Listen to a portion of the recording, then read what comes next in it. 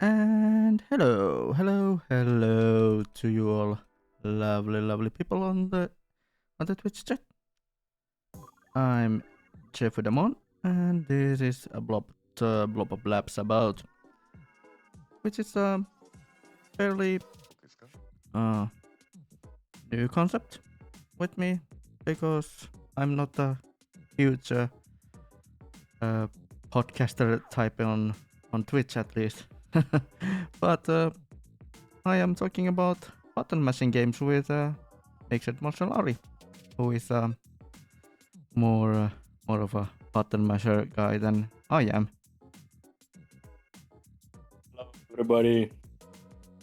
And as I said, we are going to be playing. We are going to be talking about button mashers, which means fighting games, beat 'em ups. Probably we might even take some jabs on older sports titles like track and field, and mostly on the bad side of the button masher games, and the mech side and worst and weird. But Yeah, yeah, I wouldn't say that all of these games are like bad per se. mm, They just have like huge issues that at least I want to highlight in some of the cases. yeah. But first, uh, first game I was thinking that we should talk about is a fairly old one with an actual should I say a license with a licensed game for me because have you heard of an MTV show called Celebrity Deathmatch? We are I assume that we are pretty much the same age. Yeah, I haven't watched the show per se, but I did hear about it a lot when I was younger. Yeah. Not the kind of thing I would personally watch, but it was in the radar, Yeah. so to say.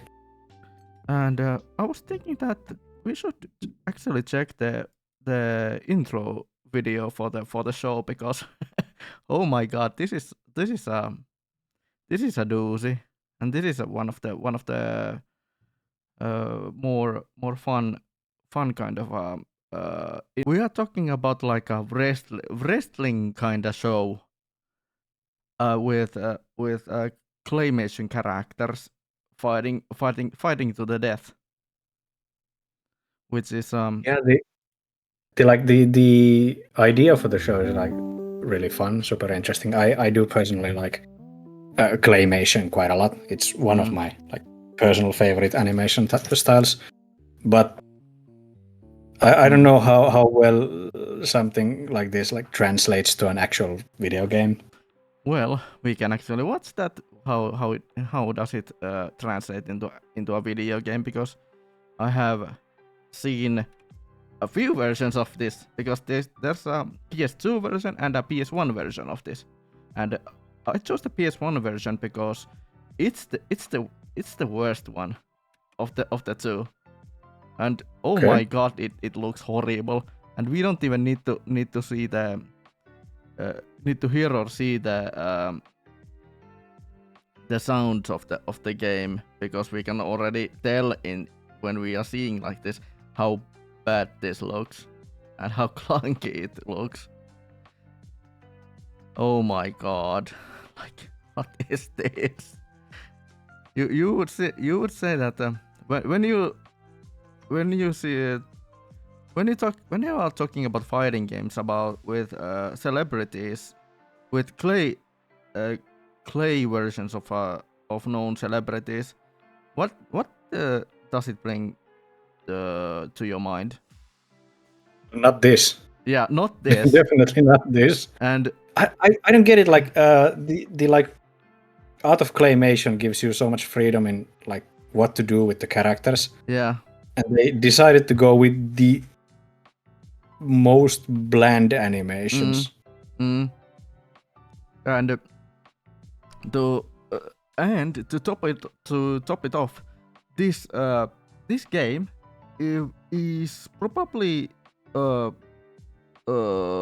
released in like 2003 or 2002, like in the like end of the lifespan on PS1, and like in the prime years of PS2.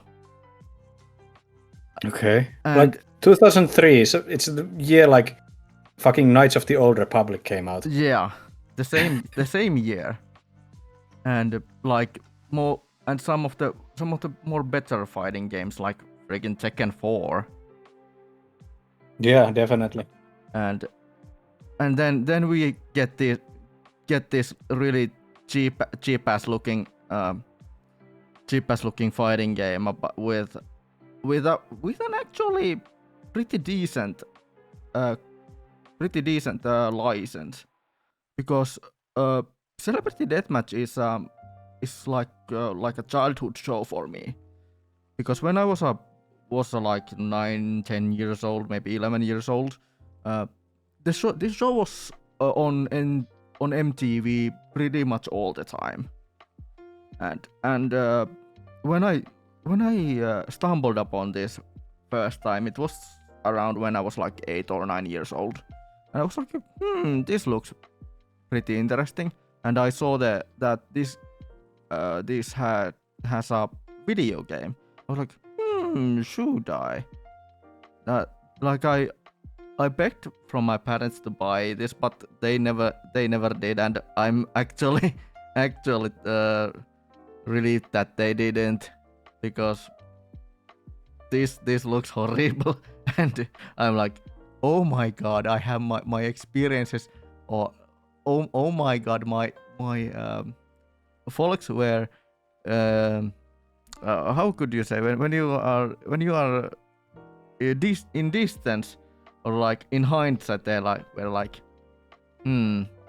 or what's it called, ennakkoon, they knew in like god damn it, what's the word I'm looking for?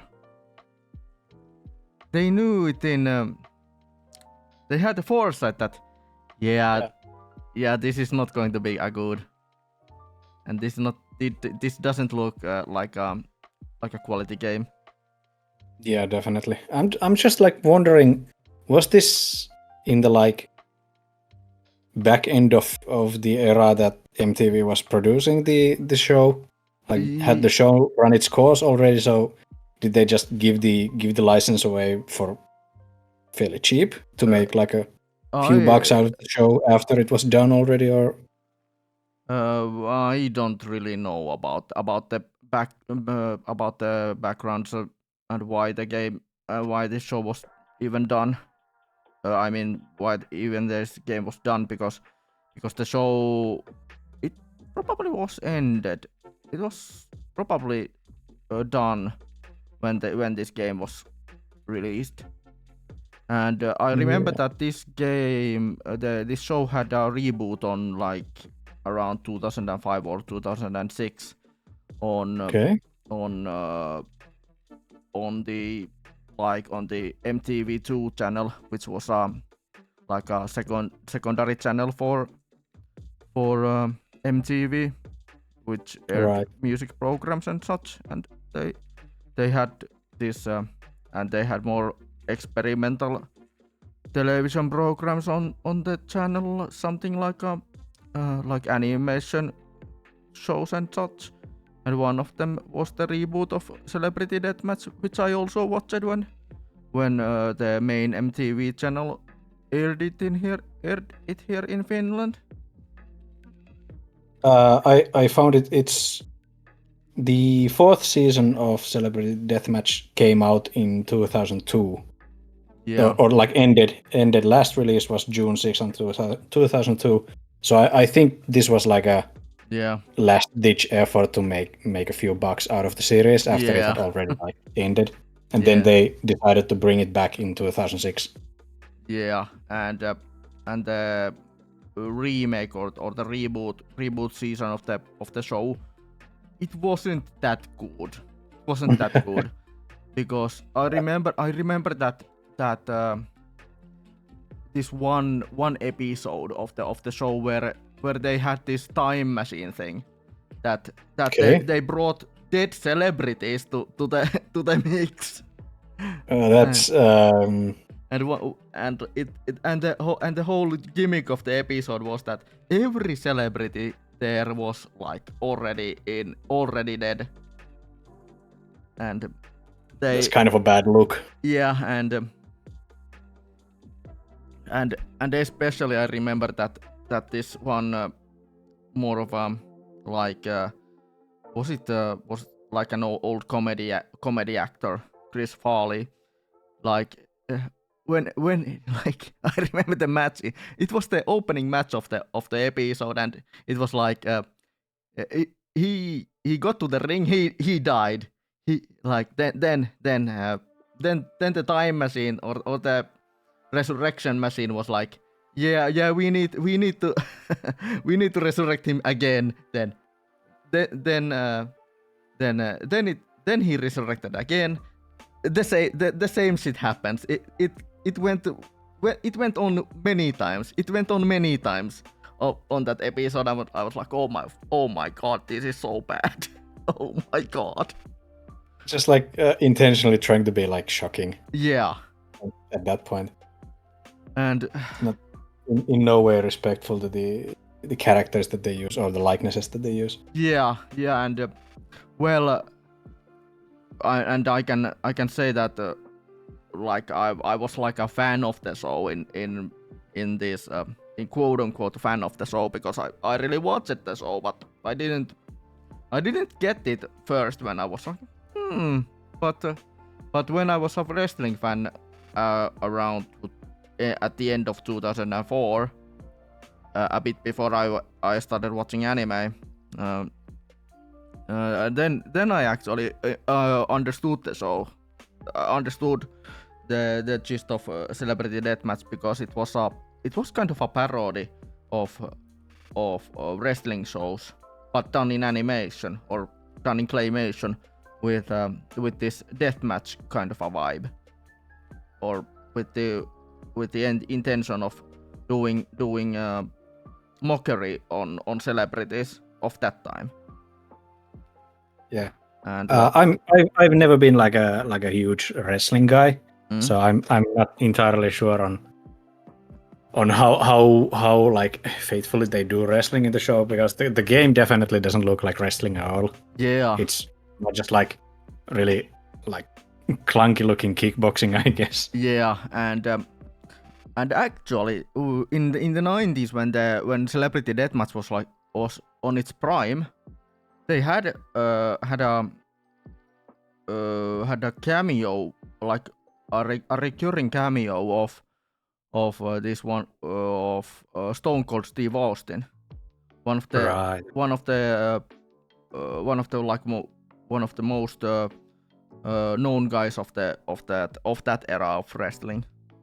Yeah, there's maybe like 5 wrestlers I know, and Stone Cold Steve Austin is one of them. Yeah.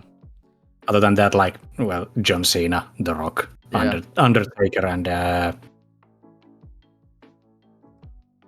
well, that's it, I guess. Dave Bautista. Yeah, Batista. Yeah, true. Because Dave Bautista is a known actor nowadays. Yeah, definitely. He's like a really good actor, I think. Yeah. He was who was it? It was in Guardians of the Galaxy. It was the Drax. Yeah, Drax. And he was in the new Blade Runner movie, the sequel. Okay, I really need to watch. I really need to watch Blade Runners, because I have both on Blu-ray. Both on Blu-ray on my collection. Yeah. But he had a short not like a cameo, but his character didn't like go on for all that long in the movie, but he did a really good job. Yeah. acting on that one. Mm, I like that Batista has tried to like transition into a bit of more serious actor, not just like the muscle guy yeah, that wrestlers tend to like get stuck on. yeah. And let's I give the thoughts to you right now. So or pass the baton to you. So tell me, what is the first pick of your bad or meh fighting game or beat 'em up you want to open up? The first one from me, I think we could go with a similar theming. Let's go with Kings of Kung Fu. Kings of Kung Fu. Let me check if there is any gameplay on. There should be at least a trailer, if nothing else. Yeah, I was checking if there's. Oh, let's go with the trailer because it's more better to see some official launch trailers than anything else. Yeah. So Kings of Kung Fu is I guess an indie fighting game. It's developed by J-Lee Productions and released in 2015 by Digital Tribe. Okay. It's like it's supposed to be like I guess an homage to like classic kung fu movies. Yeah. Which the idea itself is really good. Like the premise for the whole game is excellent. Like from the trailer, it looks like a ton of fun. A lot of characters with very like different movesets and like really unique movesets compared to each other. But yeah, they like tried making like legally distinct versions of classic martial artist actors. Like there's Bruce Lee, Jackie Chan, Bolo, like Jean-Claude Van Damme, all the classic guys. Yeah. And the premise is interesting. The aesthetic is great. It's got a certain style. You can like switch between different filters. You can put like an old classic Hong Kong movie filter on the game and all that. But the issue is just that the game refuses to work properly. Okay. It's like you can even in the trailer you can see the movement is really janky. Yeah. When they start like walking forward or backwards, it takes a while for the character to like, I guess, accelerate into the like animation. But he still like moves at a like a static pace, so it feels really clunky to move any of the characters. The combos refuse to work when you try to play the game. Like I bought the game for maybe like €3, and I think I got ripped off. This looks like a it looks like an entertaining game, but if it worked properly, it would be like a great game. But it's just nothing quite functions as it should. Yeah. And then they dropped the support for the game pretty fast. I think they like did bug fixing for 2 or 3 years at most, and then they dropped it because they made a new game. I think it was called like Shaolin versus Wu-Tang, which has the same idea, but like not focused on the like martial art movie celebrities. Like they made their own characters for it, which I someone has yeah.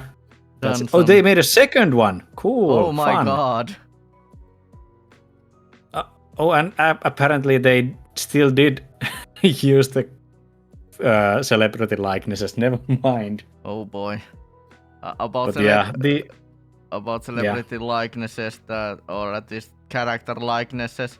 I remember a shoot 'em up which has a similar premise. named Broforce. Oh right, yeah. Well, Broforce does it, I think, a bit more tongue-in-cheek. Yeah. Like the Kings of Kung Fu tried to do like an honest homage to the martial art movies of like 80s and 70s, but it wasn't good. I get that it was like a first attempt by an indie studio, but then they like dropped the game so fast that it just felt kind of lazy. Yeah. But yeah, that's probably, well, not considering like student video games or something like that, but I think that might be my most disappointing fighting game. Somehow Yes.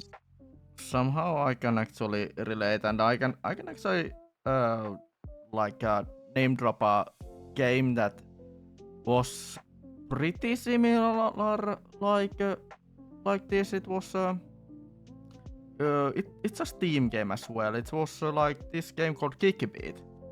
Have you heard of it? No, I don't think I have. It's a rhythm game with fighting mechanics. It's like Okay. it's like it has this like it has a soundtrack. It's like known songs, but and you it was something like it like a, it gave like a you kick and punch with the rhythm of some music or something like that. Kickbeat. Okay. Cool. I can actually Apparently, yeah. I show think it, if I remember right. I think this was like a big influence on probably the new game that is coming out like this year. I think Dead as Disco. Dead as Disco. Probably. That one's like a great demo at. Mm. But I've never heard of Kickbeat. Yeah, I was like, hey, wait a minute, that the graphical style really reminded me of Kickbeat, because it's a rhythm game and a fighting game, and well, when you look at it, it looks like a pretty decent game, but when I played it, it's like almost 10 years ago. I was like, oh god damn it, why doesn't this work correctly on my PC? And I remember when it was like I played it like once and it crashed on my computer, and I was like, oh my god, I really would like to enjoy this game, but I just can't. And why? Because the game froze on my computer and crashed on my computer. This is a bit different than the Dead as Disco. It's like it's more of a on the rhythm game side of things. Yeah. But you get the gist. Yeah, it has mostly positive reviews on Steam, so I guess it did its thing. Yeah. Then I do like it when games try out something new, like fusing a rhythm game and a fighting game is a novel idea, and if they make it work, it can be like an actually really fucking good game, like the Dead as Disco I was talking about earlier. Have you tried it? No, Have you I seen haven't. it? No, I haven't. There's a demo, like a free demo out, and it's actually like one of the most fun games I've played in probably this year. Okay. I really need to check one game out I bought on Steam. It was something to do with Kung Fu. Oh yeah, Kung Fu Strike: The Warrior's Rise, and that's one of the games that's been on my list for oh my god, it has been on my list for 12 years that I should play it. This looks like a Xbox 360 Yeah. type of game. It's got very similar, I think, graphics to the Street Fighter X Tekken. Yeah. Well, it's probably around the same time. Yeah, probably, but like the cell shading and all, kind of reminds me of it. Yeah, but I just had to check that what was the game's name because I got reminded of it because of Kickbit. But do you have any other rants about the what was that game Kings called? of Kung Fu. Kings of Kung Fu. I don't know if rant is the right word. I'm just the disappointment. Yeah. There's just this like overwhelming disappointment because I am, if it's not apparent, I am a huge fan of martial arts. I've been like training martial arts for 12 years now myself. That's kind of my whole thing, I guess. So a game like Kings of Kung Fu, if it was done well, it probably would be up there as my like favorite game. It's just it's in every way possible. It's a disappointment. The graphics, at least on my end, they just like refuse to work properly. Like stuttered, and sometimes like the like graphics started breaking down when playing the game. Even on the like lowest graphical settings, it just didn't work. So it was really heavy on the computer, even though my computer at the time wasn't all that bad, and the game shouldn't be that demanding on your PC. It just didn't work. It constantly stuttered. It was janky. There was a lot of lag, even on like single player. I never tried multiplayer because none of my friends who play fighting games ever wanted to try the game out because it looks so ass. So it's just, I don't know. It made me feel bad, even though I had like maybe unnecessary high hopes for it. Yeah. When we are talking about disappointment, I really need to rise up a disappointment game, a quite recent disappointment for myself, because last year, at the end of last year, it was around probably around in the Independence Day of Finland, a bit after the Independence Day of Finland. Before at the Independence Day of Finland, I actually played JoJo's Bizarre Adventure Heritage to the Future to PS1, and it was fucking awesome. And I really enjoyed the whole story mode thing, like the whole super story mode of the game. And then I started playing the fighting game of JoJo's Bizarre Adventure All-Star Battle. And right. Oh boy. What a disappointment it was. What a disappointment it was, because it was just a soulless anime fighter game. Right. Yeah. It had JoJo characters, but it was pretty much a palette swap of every fighter game, every anime fighter game ever. Yeah, that's one of my like all-time most hated video game styles, is the kind of like anime, I guess anime arena fighter or whatever you would call it. They're all just like the exact same, just with swapped animations for like a couple of things. But they all work the exact same way, and they all work horribly. Yeah, I think it's I'm not sure if it's the same All-Star Battle, but All-Star Battle R, All-Star Battle R is in like top 15 fighting games with the most characters in them. The roster is huge. Yeah. There's like 65 or something characters. Like, why would you focus on jamming as many characters as you can in a video game if you're not gonna make the game actually like playable? Yeah, and if you see the trailer for All Star Battle, you can just say it's a cash grab for JoJo fans, and like I was disappointed. I was really disappointed because the more you advance on the game's story mode, the less the game gave, like gameplay wise, and Right. like parts 5 and 6 and so on, it was like few fights here and there, and I was like, when does this end? And when I was done with all the parts of the story mode, I was like, thank God this ended.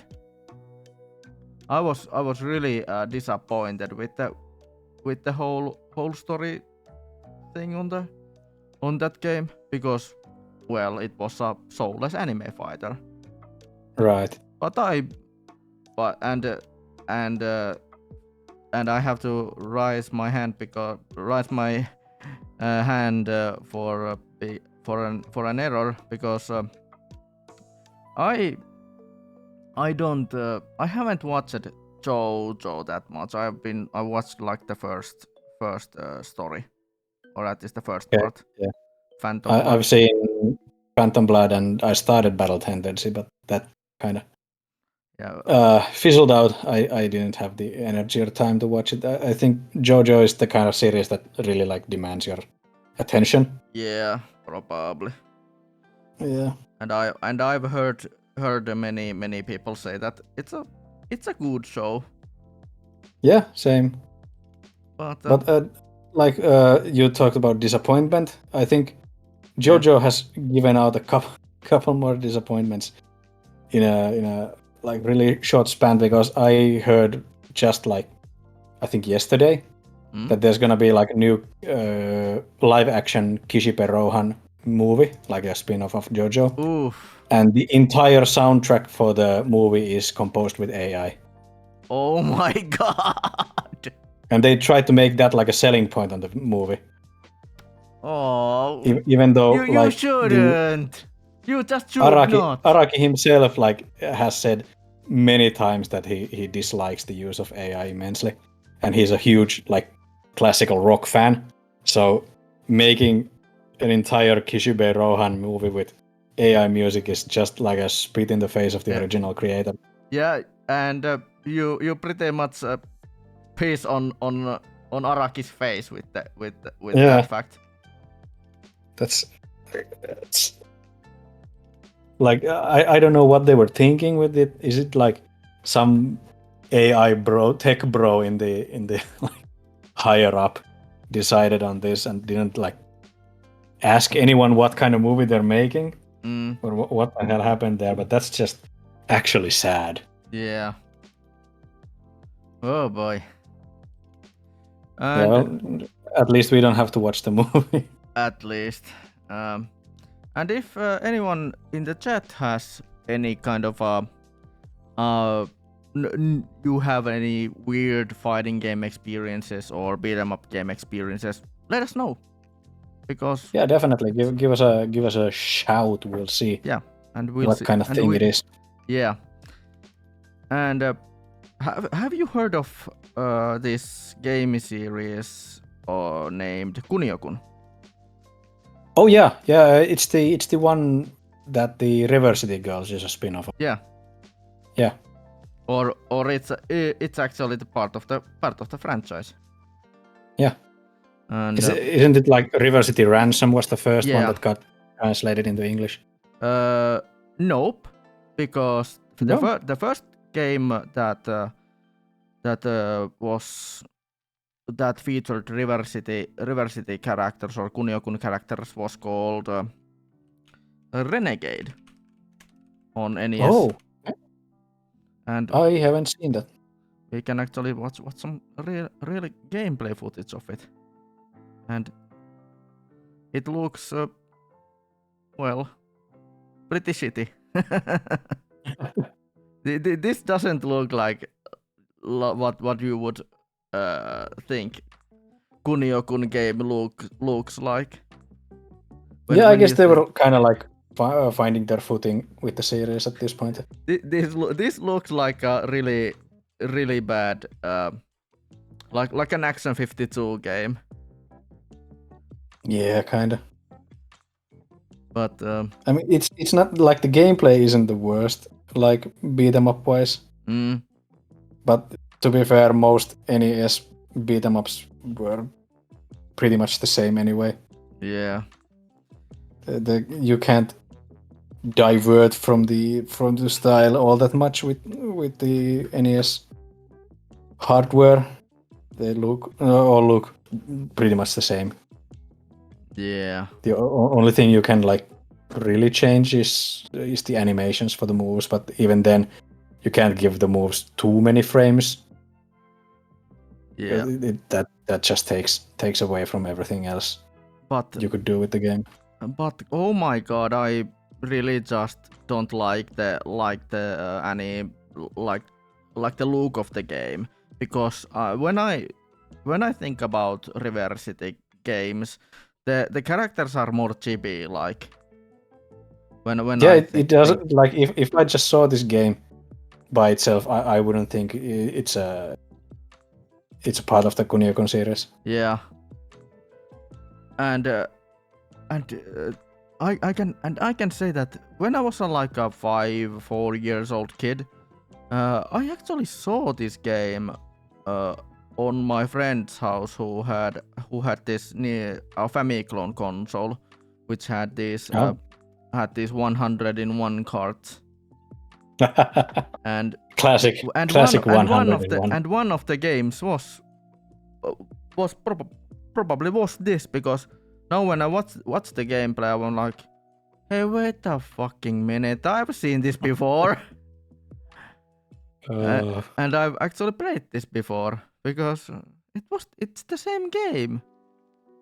I guess it didn't like sell that well if they gave it out for the kind of like 101 games release. Who knows?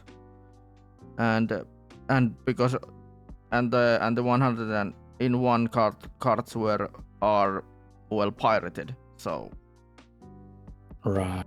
So that there's that. True. And oh my lord, when I'm watching this, I'm like, my childhood has been ruined. Two times now.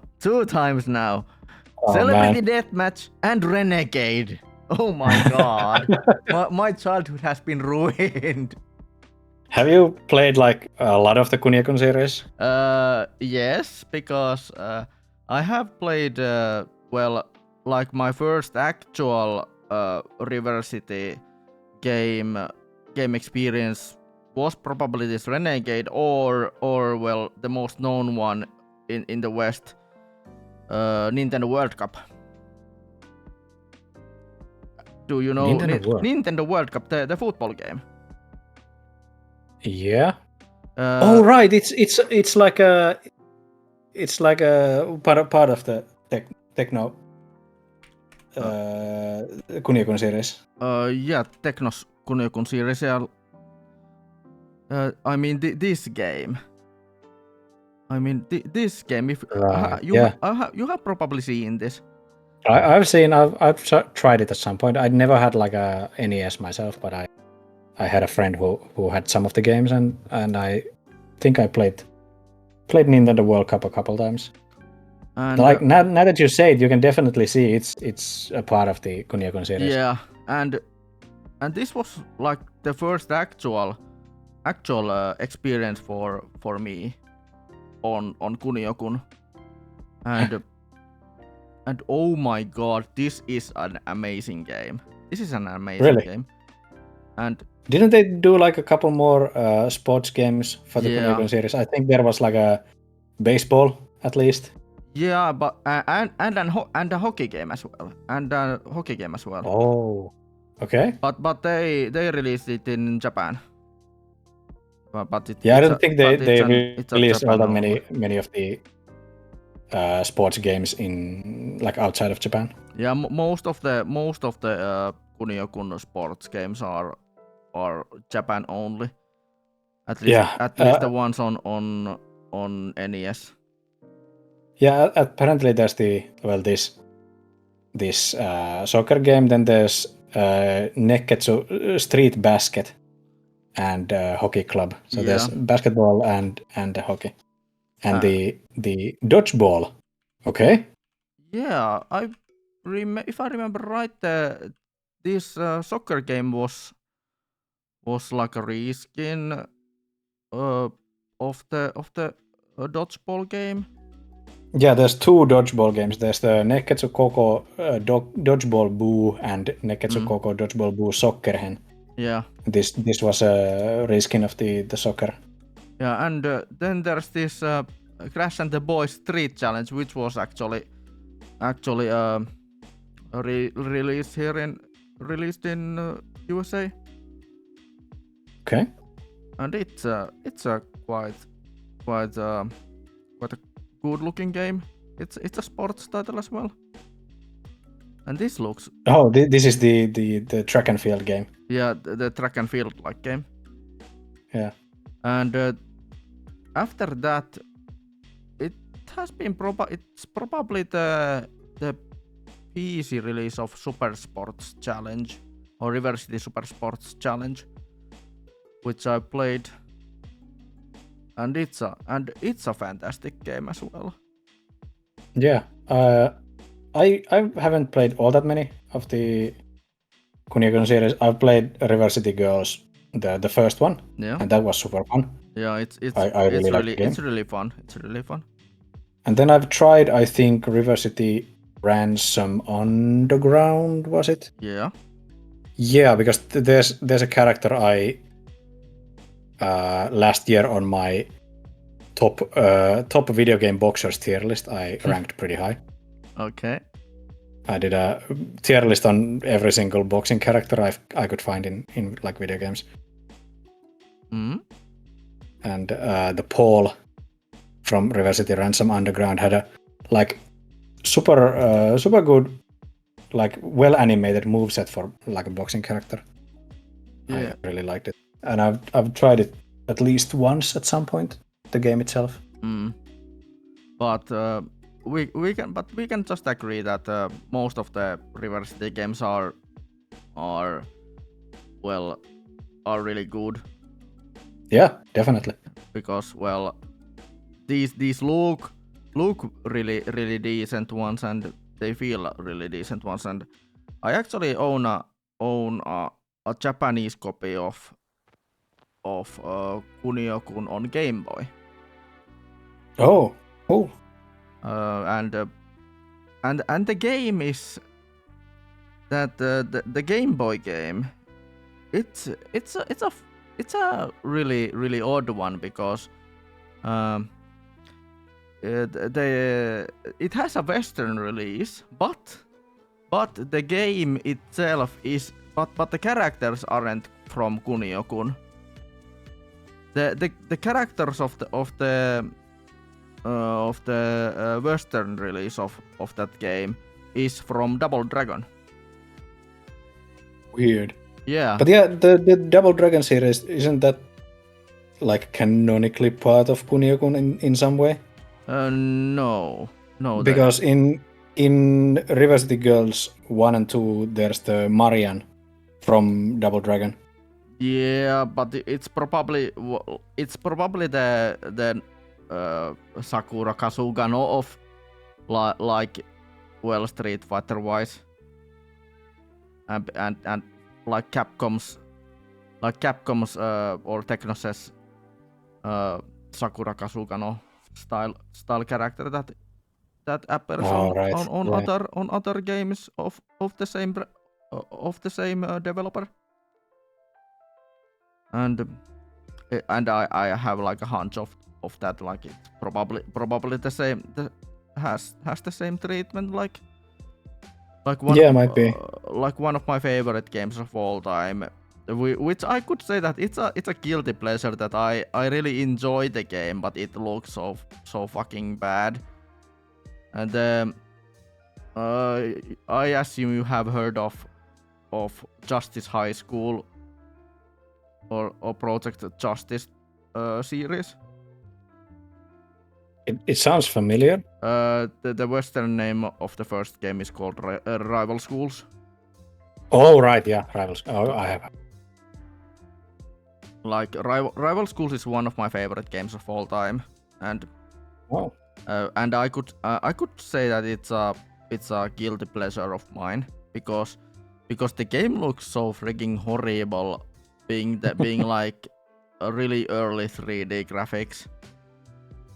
But I think it has like a certain charm to it. Yeah, it has a certain charm of it on it, and I really enjoy it.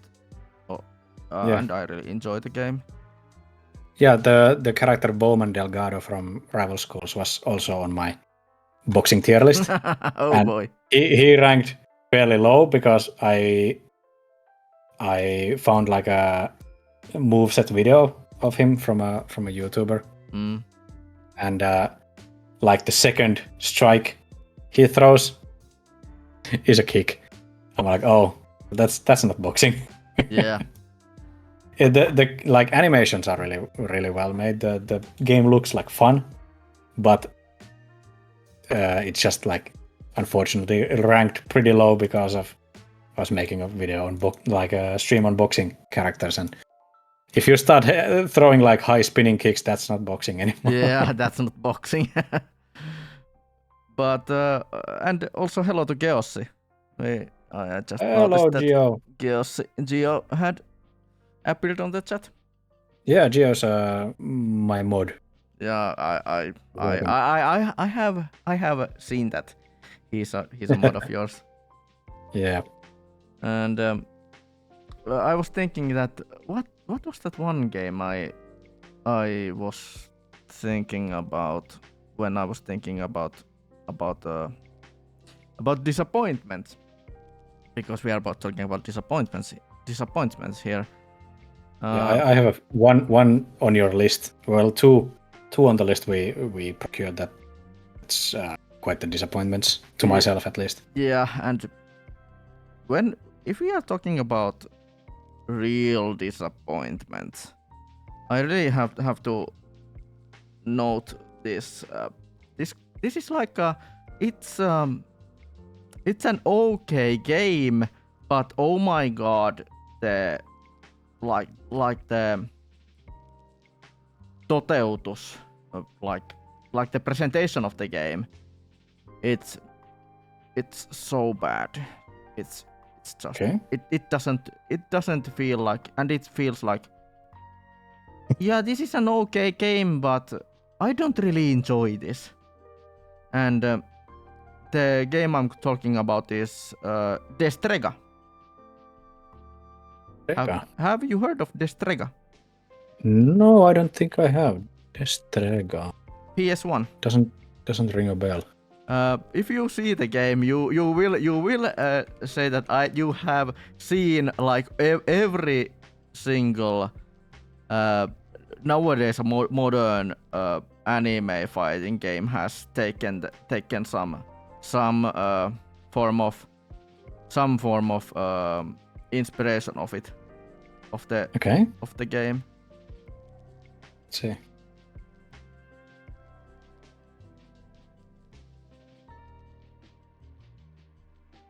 Oh my god, why did I just pick a scene where the loading screen happened? But when you see the Okay, this has a really strong similarities to Toshinden, the old PS1 game. Yeah, but Toshinden is actually a good game. Battle Arena Toshinden. Yeah, but like looks wise, this like feels. But this is not Toshinden. Definitely not. This feels like. Okay. I can see the anime fighting game inspiration you were talking about. Yeah, because if I remember right, and I have read some posts about things. If I remember right, Destraga is Destraga.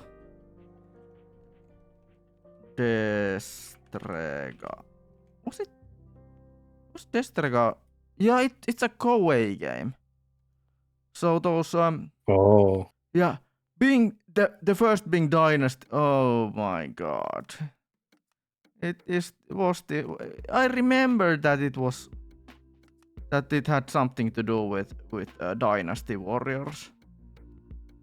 I remember. I yeah, knew it's that. it's by Omega Force, the makers of like the first. Yeah.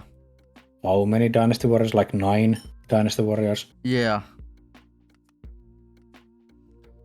And That's really sad. I thought it would be like a fighting game, but that's just shooting fireballs.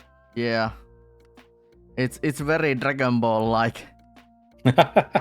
Yeah, it kind of reminds me of like a shittier version of Dragon Ball Budokai Tenkaichi. Yeah, yeah. When like that was the first impression I had like a.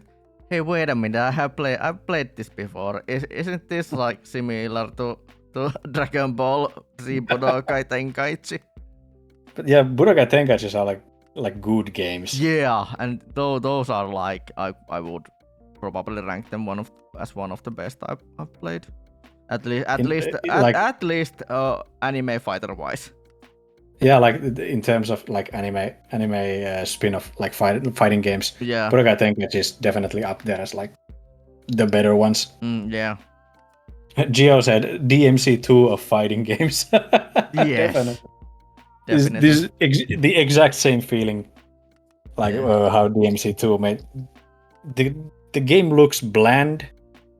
It looks like it's trying to be both like anime style and also in some way like realistic. Yeah. But the it's just like looks really stale.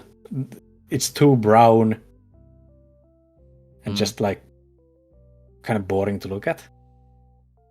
Yeah, and talking about DMC, well, I have but we are going to be talking about the DMC later because I have one bad one. I have an experience on that certain. I have opinions about the DMC. Yeah, I have opinions on DMC. At least a certain DMC game. But for sure. But we are going to be talking about that later. Oh my god, I was like I need to bring up Destraga because Destraga is one of those the real disappointments that I have. Yeah, I can see like the potential the game could have had, but it's the execution is just dog shit. Yeah. Also, oh my fucking god, this ban because this oh my god, these chatbots have started to be. Really... There's starting to be a lot more chatbots these days. I think I have to ban like at least 2 or 3 per stream. Starting to be a bit annoying. Why doesn't Twitch do anything about it? And all the cheap viewer stuff. Like you should check if the users are compromised. Yeah. Oh my god, I've been banning those almost every stream, like at least 2 of them every stream. Yeah, it's like I don't even get like what they're trying to do. Does it ever work? Does anyone go like, yeah, I'll definitely want to buy viewers? Yeah. If you're in like the kind of point where you don't get all that many views yet, let's say you have like under 20 like viewers in your streams consistently, I don't think buying viewers really helps because it it bloats the view numbers, but you don't feel comfortable yet to host a stream for large amount of viewers. So then you're just wasting money. And if you get enough viewers where you're comfortable holding a stream to a big audience, you don't need the viewers anymore, like the view bots, because you have enough. Yeah. It's just who are they meant to serve? And also just like overall buying viewers is a shitty thing to do. Yeah. It's like botting. It's like you are just buying bots for your stream. There's enough bots already in the world. I don't need any more. Yeah. But do you have any notes, or like, do you want to point up a game for us next? Well, we were talking about the disappointments. Yeah. I think we could go with the same theme. Yeah. I want to talk about a game. I'm not sure if you can even find a video on it because it was a Steam demo I played recently on stream, because I've tried to like find new interesting like beat 'em up or like martial arts themed demos on Steam to highlight.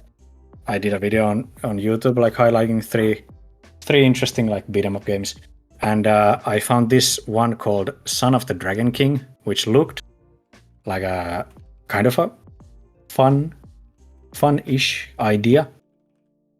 It's like set in feudal Japan, and it's like a beat 'em up.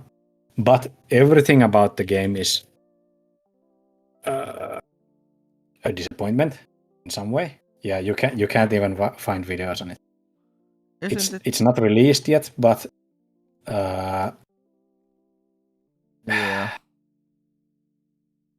Yeah, that's it. Yeah, that the one you showed there. That's the game. Yeah. But oh man, all the like, look at it. Yeah, I can see that. Everything is either like a bought or a free asset from like I guess Unity store. Yeah, this looks like one of those you could find on itch.io. Yep. And at least when I tried it, there was all the like art, all the art for the game was done with like a shitty doll-y type like AI, like generative AI. It looked like atrocious. It was really horrible looking. Like the art was mixing like the like Romance of the Three Kingdoms era, like Chinese aesthetic and then like feudal Japanese. Or that's two different things. You can't mix those. The martial art itself, it's not feudal Japanese at all. It's a, I think it's like a free Muay Thai asset. Yeah. Like a pack of Muay Thai moves. I can already tell that this is an asset. You have done. This is like a cash grab game. Yeah, for sure. I think I played it for maybe 15 minutes and it crashed twice during that. And for a demo, that's pretty bad. Yeah, Geo says that a real asset flip gaming. Yeah, yes, definitely. It's just like there's nothing. I on every game I brought today for the list, I wrote like good and bad, but for Son of the Dragon King I didn't write anything good. There was like nothing redeemable about the game. It's just the lowest form of video gaming you could find. nothing in the game is done by the creator himself. Yeah. And the like few things they have combined together don't go together. Like the moveset is not era appropriate. The styles like don't mix together. The characters don't fit the background. Like everything looks janky and floaty, and it's just overall a bad time. I can't recommend it in any way. Even as like a fun, like let's try a like a bad game. No, it's just boring. Just bad. Yeah. Oh, that's my rant on Son of the Dragon King. This game reminds me of a game I have on my bad like meh and disappointment list, because you have heard of Genji. Yeah, Genji. The PS2 Genji is actually a good game, but the one on PS3 that came on the as a launch title for the console, that one is a bad game, and it's a disappointment, and it's something I really hate, because I was really disappointed when I was playing when I bought back Genji Days of the Blade for PS3, and I bought it for like for streaming purposes, because I really enjoy playing some different kind of games, and yeah, and oh boy, why did I take that? But you was it made by the same studio as like the original Genji? Yeah. How did they mess it up so bad then? What happened? Who knows? But what we can tell about this game, this has but this has a real meme of in the game. At least one of the first internet memes we all know. Oh, giant enemy crabs. There's this giant enemy crab.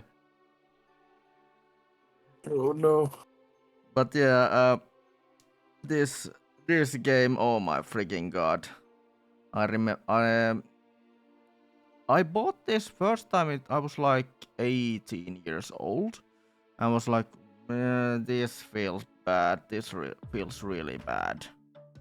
And then I went to the game store and I like traded it to a different game, because I didn't enjoy it first time. And I was a trader back then, that I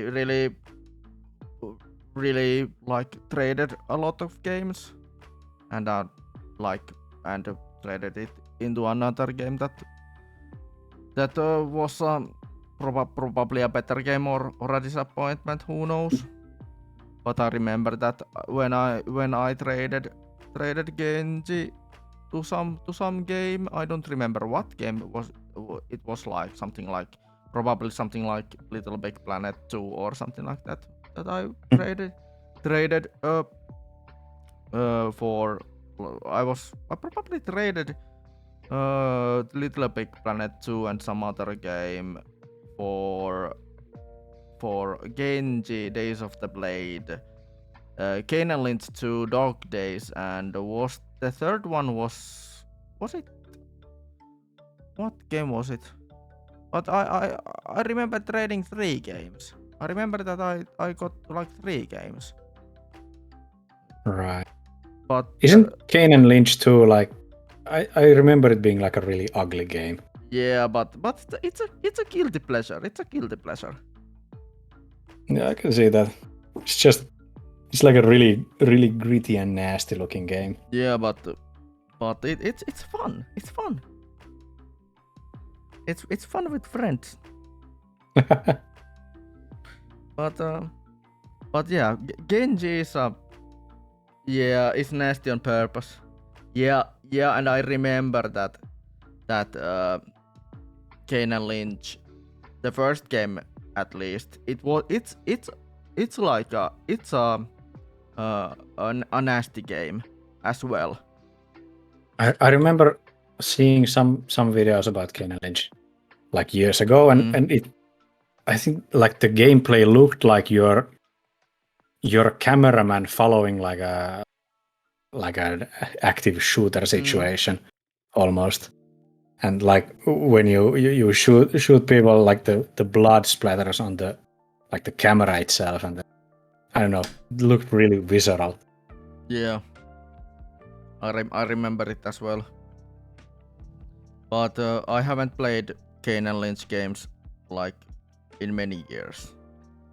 It was probably. Have they done more than like the first two? Yeah. But I remember I was like 15 years old probably when I bought the first game or traded in the first game. And I was a huge trader when around middle school.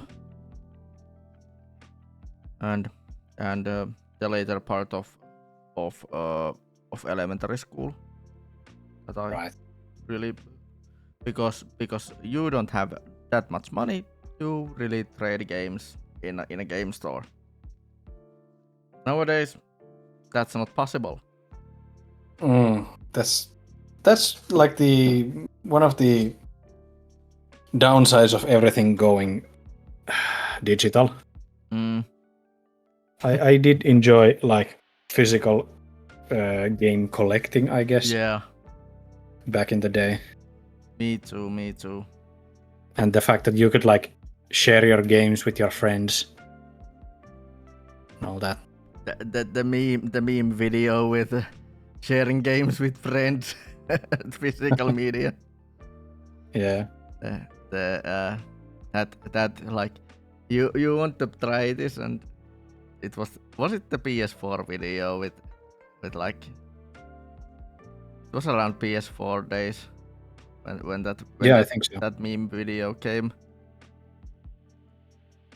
and it was probably Xbox One with Xbox One that was like, you want to play games with friends? No, you can't, or do you want to trade games with friends? No, you can't. Yeah. It's a sad thing, but I think people are starting to appreciate physical media a bit more these days. Yeah. There's been like a huge pushback for everything going digital in like the last couple of years. Yeah. I think I need a minute. I have to do a little of a thing. I'll be right back in like. Yes, we can. At tops 2 minutes. Yes, we can go to a BRB scene. So, should we talk about our relationship on Tekken games? Yeah, definitely. Because we have a bunch of Tekken games on the list. Yeah, I think we have slightly different opinions on which Tekken games are good, which are bad. Yeah. You wanna start with that? Yeah, I can just say that Tekken 6 is a bad game. And I wholeheartedly disagree with that. Why? First, I wanna hear why do you think it's a bad game? Maybe I'll change my mind. The story mode. The story mode. Oh yeah. And true. And like the story mode doesn't even resemble Tekken games, and the network play is like shit, pure shit. Yeah, I can see that. Like I think Tekken 6 came at a time where it was just like a really fitting game for myself. But I can definitely see why you would think it's a bad game.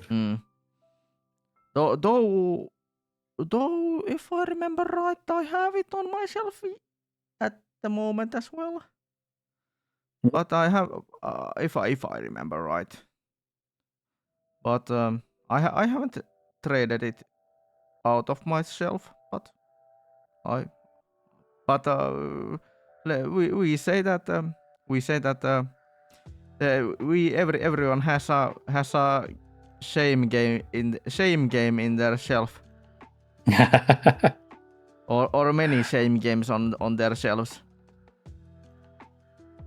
Okay, so you didn't like the story mode on Tekken 6? Yeah.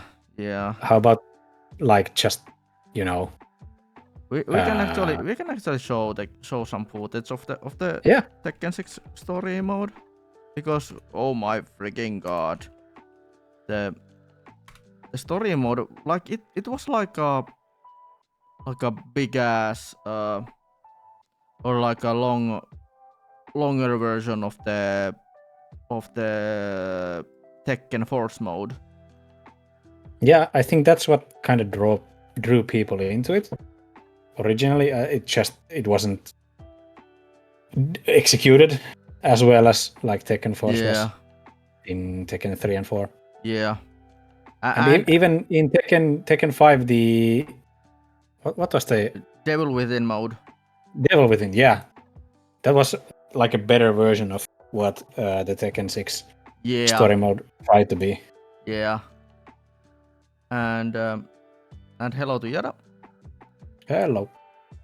And yes, I mean Tekken 6 and like the story mode, I was like, why does this story mode?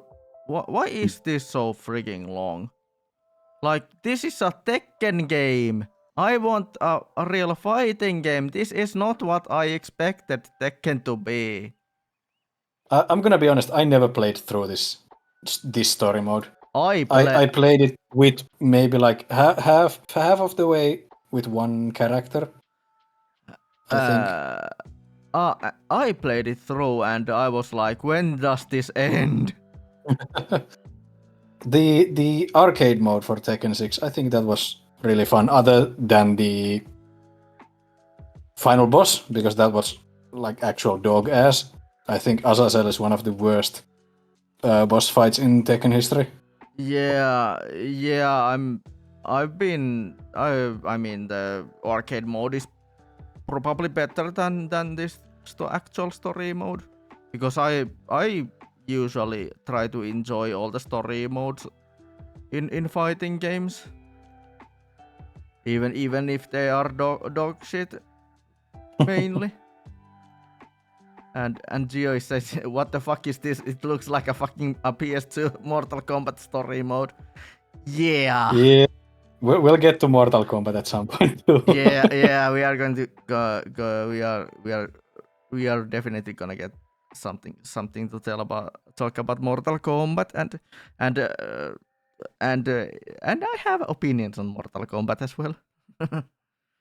Yeah, I think for me Tekken 6 isn't a bad game. Like in the Tekken franchise, I think there are worse entries. Yeah, like the like one-to-one fighting, that one-on-one fighting in Tekken 6 is one of the most fun in the series.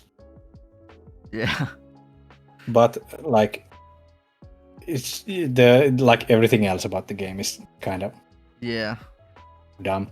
The story tried to go in a direction that they really like regretted after that, like trying to make Jin into a full-on bad guy, I guess.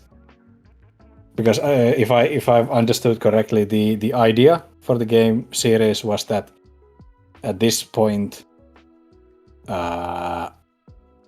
Jin would like kind of become the main villain of the series,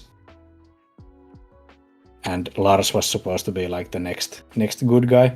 Yeah. But then it just like wasn't what the fans wanted, although you never should like ask fans what you want from a game, because everyone has so like varied opinions, and most people don't actually know what they want from a game.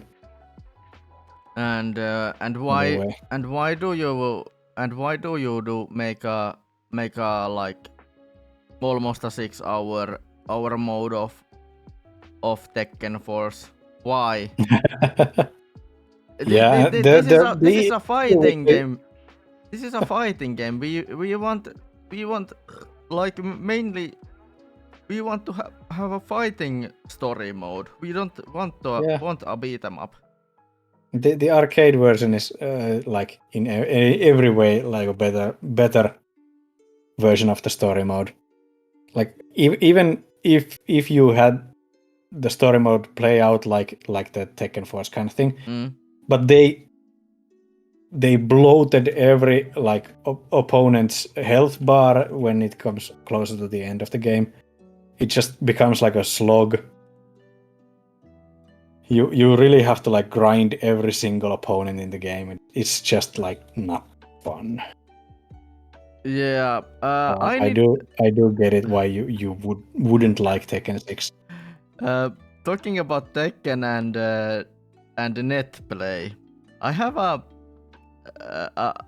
a video, an actual video footage about me playing Tekken 7. Okay. And well, I really need to show this because this is a video that actually shows that how bad the whole net game or the net play on any Tekken game is. And Tekken 7 is one of the one example of bad execution on net play. Because what is this? What is this? Like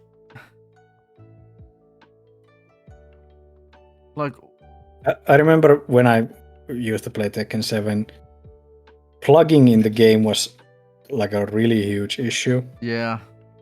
People just plugging in the middle of like a losing a fight. I mean, I remember that when I showed this to a friend of mine, he was like, yeah, your opponent probably was annoyed about my usage of the moves. Yeah. Because I'm a Yoshimitsu main, and yeah. Because I think if you play Yoshimitsu yourself, you're kind of, I think you should expect all kinds of bullshit from other Yoshimitsu players. That's kind of how they roll. Yeah. Yeah. Tekken 7. It had some. It definitely had like a rough start. Yeah. As a fighting game, remember. the first season of Tekken 7 was pretty bad. I started playing Tekken 7 like properly in season 2, I think. Oh, it was really fun for the time. Yeah. I have like I think like 300 something hours in Tekken 7. Okay, and I mean, my experiences on Tekken is mostly based on ranked, because I wasn't able to play with my friends, and the net and my internet connection sucked a lot.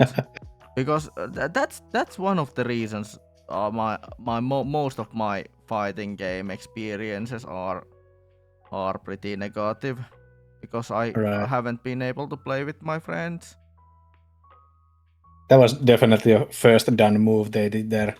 Like instantly when given the rage, they use the rage art. I mean, like my friend said, these four things. Saattoi vastustaja vähän hajottaa noin low pocket. I mean, Luke. That's a lot. But at that point, you should really just like start blocking. Like that's on you if you don't even try at that point. Also, what is this? What was that? but it's a quality match for a beginner. For a beginner. Yeah. What rank did you get to on Tekken 7? I didn't do that much ranked on Tekken 7 because I mainly wanted to play with my friends, and if I couldn't play with my friends, it meant I couldn't play. I didn't play Tekken 7 that much. Yeah, I was never like a much of a ranked player myself. Yeah. I did get to, I think, yellow rank, and that's kind of how, like, about the point where the ranked game actually like starts, where people kind of start taking it a bit more seriously. Yeah. Before like yellow ranks, you could get away with all kinds of like really dumb bullshit you couldn't after people like learn how the game actually functions. But I did try to get further, but I wasn't much of a I don't know. I never got into the whole labbing different characters and trying to like counter different characters and all that. So I stayed on yellow rank for a long while. At some point I did like a 12-hour Tekken 7 stream where I tried to get as far as I can in the ranks. I started from like middle green ranks. I got to yellow and I dropped back to green in the 12 hours. So that kind of discouraging. Yeah, I can see that. Yeah. But about Tekken games, what about Tekken Tag Tournament 2? Tekken Tag Tournament 2 is an interesting game in that it does a lot of things better than Tekken 6. Yeah. But it does so many things so badly that it almost bankrupted the entire series. Yes. And I can I have actually well, you could say that I do like this database on beaten games on stream. This is my misadventures list called Jefu's Misadventures, the endless state of backlogs, and I have a login on Tekken Tag Tournament 2 here, and it was up there. And yeah, it was probably number. Was it number? It was not. It's not a quite high number. I don't remember what was the number. It's well, it's somewhere here, but I remember that I have a mention on the list here. Yeah, 39. But yeah, I have a comment on here in Finnish that ei helvetti, peli on teoriassa läpi pelattu, kun arcade-pelitila viimeinen vastustaja Jun kautta Unknownin AI on rikki ja päihittämättömissä. I mean, I tried with the fight stick. I tried with the normal controller. I just couldn't beat Unknown. It was way too unbalanced. Yeah, like the balancing is the biggest issue with the game. Yeah. Otherwise, everything works really well, and it's just like some characters are like downright horrendous. The kind of characters that are like you could call low tier Mm. are almost unplayable in Tekken 2 compared to like the highest tier characters. You have characters that can genuinely go for like an unlimited combo that you can't get out of. That like from 100 to 0 damage. Yeah. That's it's just bad. But Tekken 2 has the best like characterization for the characters it has. Like every character has their own like distinct items, the interactions they have with their tag partners give them like really great characterization, and they kind of dropped that in Tekken 7, like after Tekken Tag 2, and I think that was really sad because in Tekken 7 you barely have any like pre or post fight interactions with the characters. Yeah. And they did that at least very well in Tekken Tag 2. Yeah. But the story mode just I was like really disappointed that the last boss of last opponent of the story mode was broken. Or at least Yeah, I think I patched too good to be for like to be as a story mode character, or at least a story mode opponent. Yeah, I think I have the Tekken Tag 2 on Xbox 360, and I did beat Unknown maybe twice. I don't remember with what character, probably like Warang and Jin or Devil Jin. I don't remember. Yeah. But it's a struggle. It's a struggle. It's a struggle. And talking about bad beat 'em ups, I have opinions. I have my opinions on I'm a degenerate, but even I am a degenerate. I have opinions on Onetsanbara. Have you heard of Onetsanbara? Onechanbara. No, I don't think I have. It sounds like vaguely familiar, but I don't think I've ever seen anything. Oh, you haven't heard of Onetsanbara? Then we have. Oh boy. Well, I could like the name Onechanbara. It sounds like some degenerate bullshit. Gio going, damn, Ari has not gooned.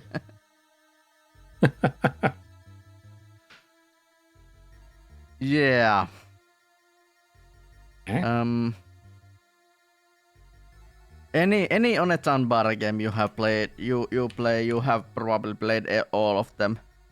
And Okay. Onetsanbara Z2 Chaos, even though it's out of my list, and I have gave it like 5 out of 10 because it's a meh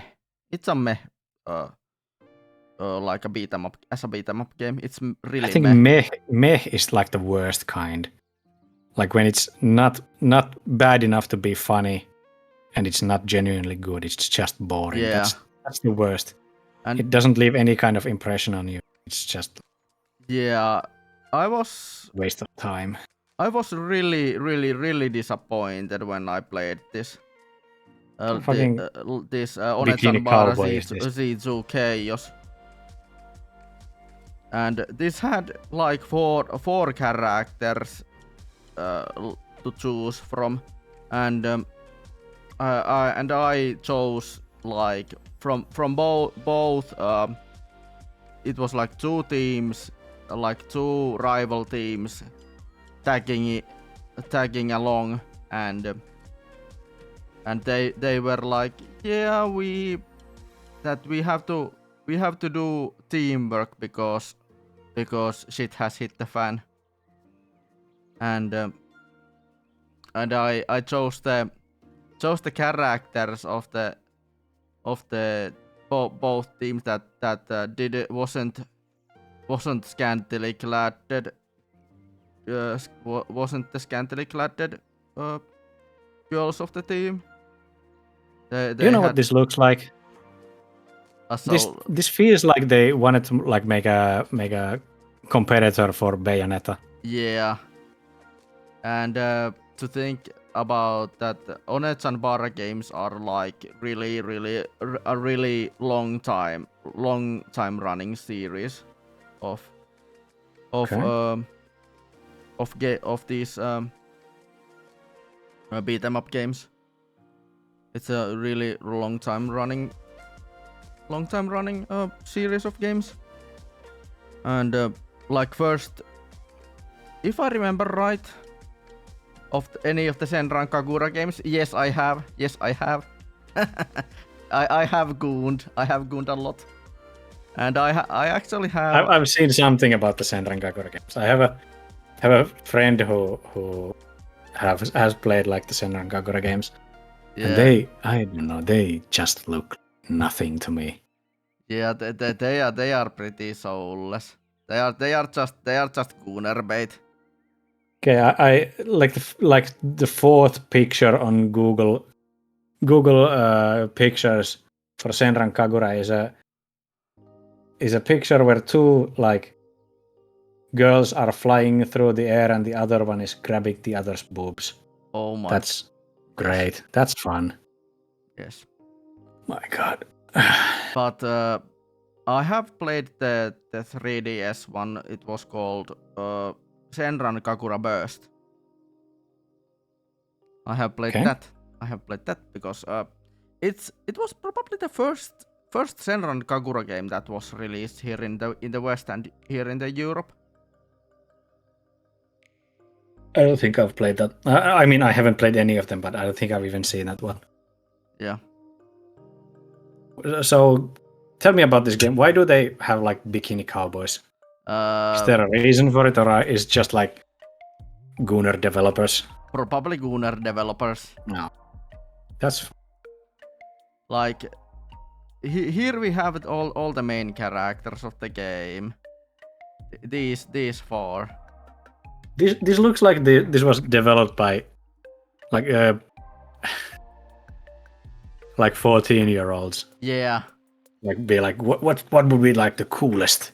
Cool. Yeah, she'll have like a cowboy hat and bikini and samurai swords. Like, okay. Yeah. Sit down. And as I said, I played one rent above Onetsu Bara. Yes. And Onetsu Bara games are really bad. Like really bad.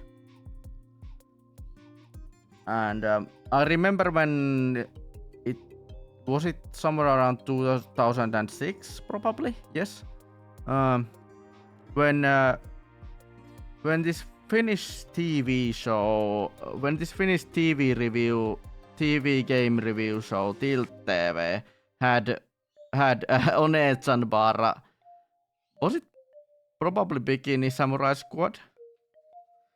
As the game of the week, I was like, what the fuck? and it was bad. It got really bad reviews. It was like 4 out of 10. It was like 4 out of 10. And it was a game of the week. Oh no. Tilt TV was a fun series. I remember like we used to watch it every week back when actual kids. Yeah. But I think it like really fell off at some point. I remember one of my favorite segments on Tilt TV ever was about the best snow in video game. Talking about that's a Assassin's meme. Creed. That's a meme. Assassin's Creed 3. And to rub salt on your wound, I have seen when the said segment happened on TV. Oh, I have seen the said segment on TV. I was like, oh, it was so good. what the fuck? It was Vuoden paras Lumi on ehdottomasti Assassin's Creed 3. so fucking vuoden paras Lumi gorgeous delivery. vuoden paras Lumi on ehdottomasti Assassin's Creed 3. Oh, it's so good. The line delivery was and It's so good. and the said segment on camera, it was like, why do you film like the background was lighted, but you didn't even see the guy talking about the game. Yeah. It's just everything went wrong. I don't think they had like the director was at work that day or something. It was so bad. Probably. And but I assume that because we are about the same age, do you remember this? And this is actually something about fighting games because fighting games were a thing in this one TV show that was before Tilt was a thing. This one TV show called Game Over here in Finland. No, I don't think I remember that. Oh. I might be a bit too young for that, maybe. And I say that I'm a 31-year-old here, so and I remembered Game Over. It was from 1994 to 97. Yeah. Okay, well, I was born in 95, so Yeah, yeah. So you're a year younger than me. no way. Yeah, I remember the fucking rubber guy. Yeah. What was the Vito? Yeah. Yeah. I have like really vague memories of him. But yeah, Vito was fucking scary. Like to think that even I remember, and I remember getting traumatized about the said character, about the host character. Can we show Vito on screen? Of course. He's so creepy looking.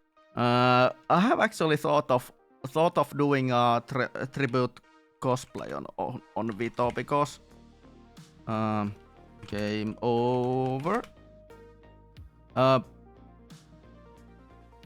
This guy. Oh. This freaking guy. That's creepy.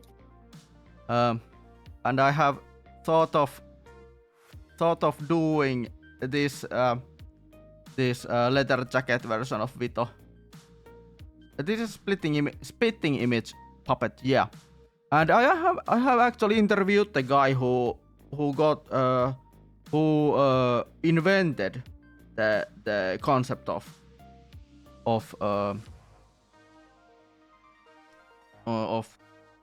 Game Over. I have interviewed the guy who has done invented the concept of the game, and this was or the show because when this show started, Yle TV2 Yle TV2 had a game show on Hugo. Hugo. The Hugo troll. Yeah. And they had the technology for it, so they used it on Game Over as well. And that's why Game Over is a thing. And well, they. I just don't get it. Why did they have to make the doll so goddamn creepy looking? Yeah. Who is the doll based on? Because he definitely looks like a real person. Yeah. Or like a caricature of someone. Yeah, probably some Italian guy because it has some or some like 70s 60s vibe on the character. Yeah. And I have actually thought of doing a cosplay on Vito because why? How can I get like a mielenrauha, peace of mind, and how can I get a closure on a childhood trauma if I don't cosplay it? And well, because I have a in my IRL get up, I have some similarities on Vito, so that there's that as well. Yeah. Okay, I read about this on Wikipedia, and apparently this is very 90s because Vito had a tendency to flirt with like female guests on the show. Yeah. It was, wouldn't fly today. Yeah, and I'm like, why do you even have a character to interview some guests that are not even video game related? I guess they tried to be like some sort of like a pop culture variety show or something. Probably, and they had these music guests as well. Music guests as well on the show. They ran for 116 episodes. Yeah. It was weekly. I would have thought this was like, I thought this would have been like a, I don't know, like once a month type of deal or something. And they did it live. Yeah. Crazy. And that's kind of innovative, but you know, I don't think I don't hear about a lot about game over discourse this day. Yeah. But they're like 30 to 45 minute episodes. Yeah, about an hour. Crazy. Whoa. It's kind of like really a perhana. In Finnish it's like really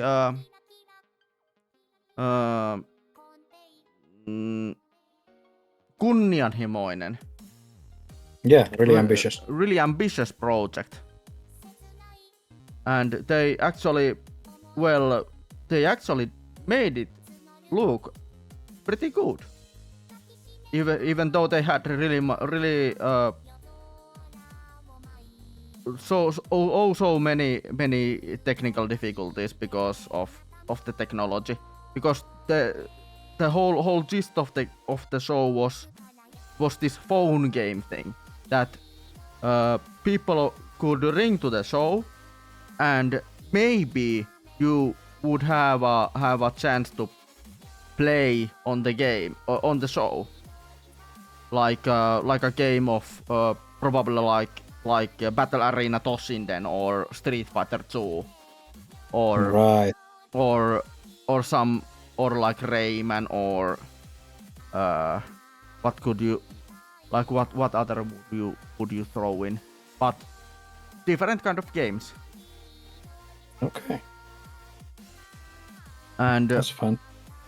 Like I really gotta check this series out. I found on YouTube. Yeah, there's a channel which has uploaded more really like a really big amount of the episodes.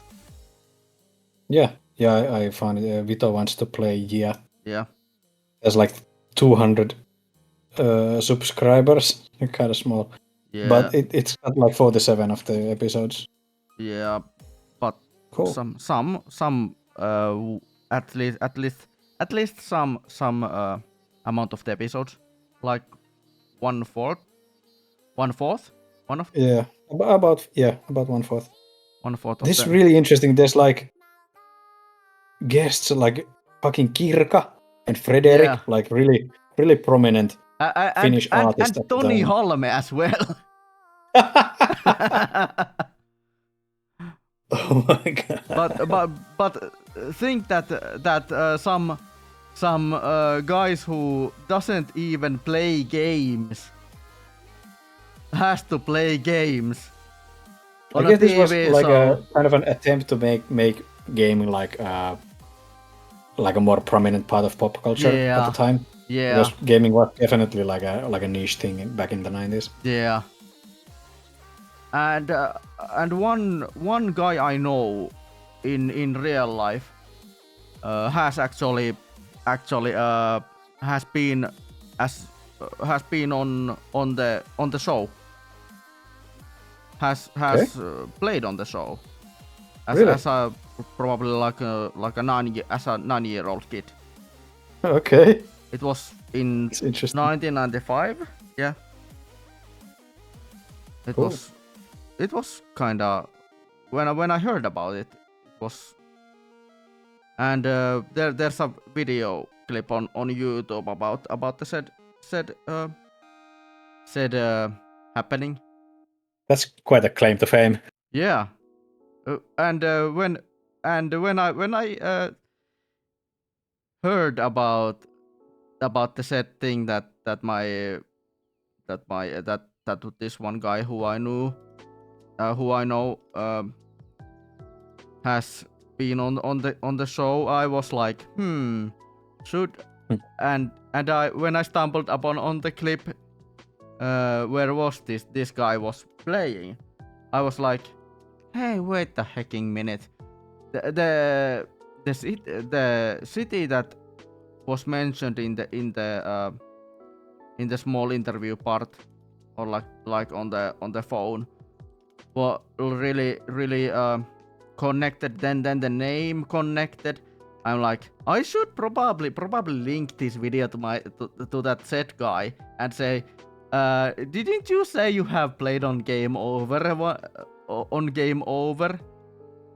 And he said yes. Yes, and I was like, oh, is this you? I'm like, is this you? And he said, oh my god, you have found the clip. I was like, That's quite a yes. blast from the past Yes, for someone. yes, and like, wow. And he was like, yeah, a friend of mine has found a clip of him playing in an episode of Game Over. Yes, I was like, yes, I have made someone I have made someone happy. Definitely. But yeah, How did we get into this rabbit hole of Game rabbit? No, Over? well, it's because of bad opinions and worst of meh sure. bad worst or meh opinions on different kind of games. But talking about cheap ass beat 'em ups. But yeah, we are going to back to the subject. Do you have any games that you want to give like rise up from the list? Mention. Yeah, definitely. Thinking, have you heard of the game called Absolver? I have it on Steam, but I haven't played it. Yeah, Absolver is like it's by Slowclap, the same guys who made Shifu later. Okay. It was kind of like a proof of concept, I guess, for like their fighting game engine. Absolver is a game where you create your own fighting style by collecting moves from like beaten opponents. Okay. And you can like make your own fighting style either with a weapon or like unarmed. And you have like 4 directions, like low and high, right and left. Okay. And it's a really interesting game. And yeah, I'm watching the footage here. Like you can really make like your style look different. Like I tried creating a style entirely based on kicking because my base in martial arts is from Taekwondo. Okay. I wanted to try like, and you can definitely do it, and it's a viable tactic. Like using only like kicking moves is possible in the game, and I think that's like a really interesting that you can mix and match different moves from different type of like fighting styles, and nothing is bad per se. Of course, some moves are better than the others. Like strong and fast moves and like high and low and mixing and matching. If you make like a style with only high moves, you're not gonna probably do much.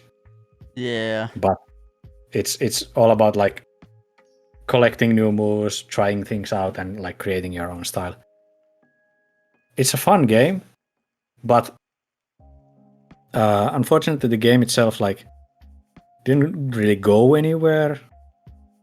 Like the world is fairly small, and I can tell. the most you can do after you get through like the whole game is just fight other people.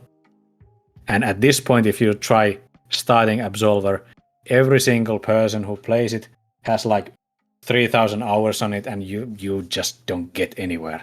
You're just gonna constantly die. So it's kind of like not worth trying to start the game anymore. Yeah. And I don't think they even like update it at all at this point. Like they quit updating the game when they really got into making Shifu. Okay. And I do appreciate it because Shifu is a really goddamn good game. So I think they made the right decision by dropping the development of Absolver and focused on Shifu, because Shifu is one of the best beat 'em up games to come out in last, I don't know, maybe 10 years. Okay. Have you played Shifu? I have heard of it. Yeah, it's definitely worth a shot.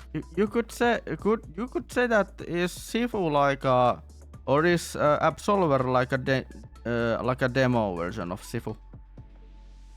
Kinda. The like fighting mechanics are a bit different.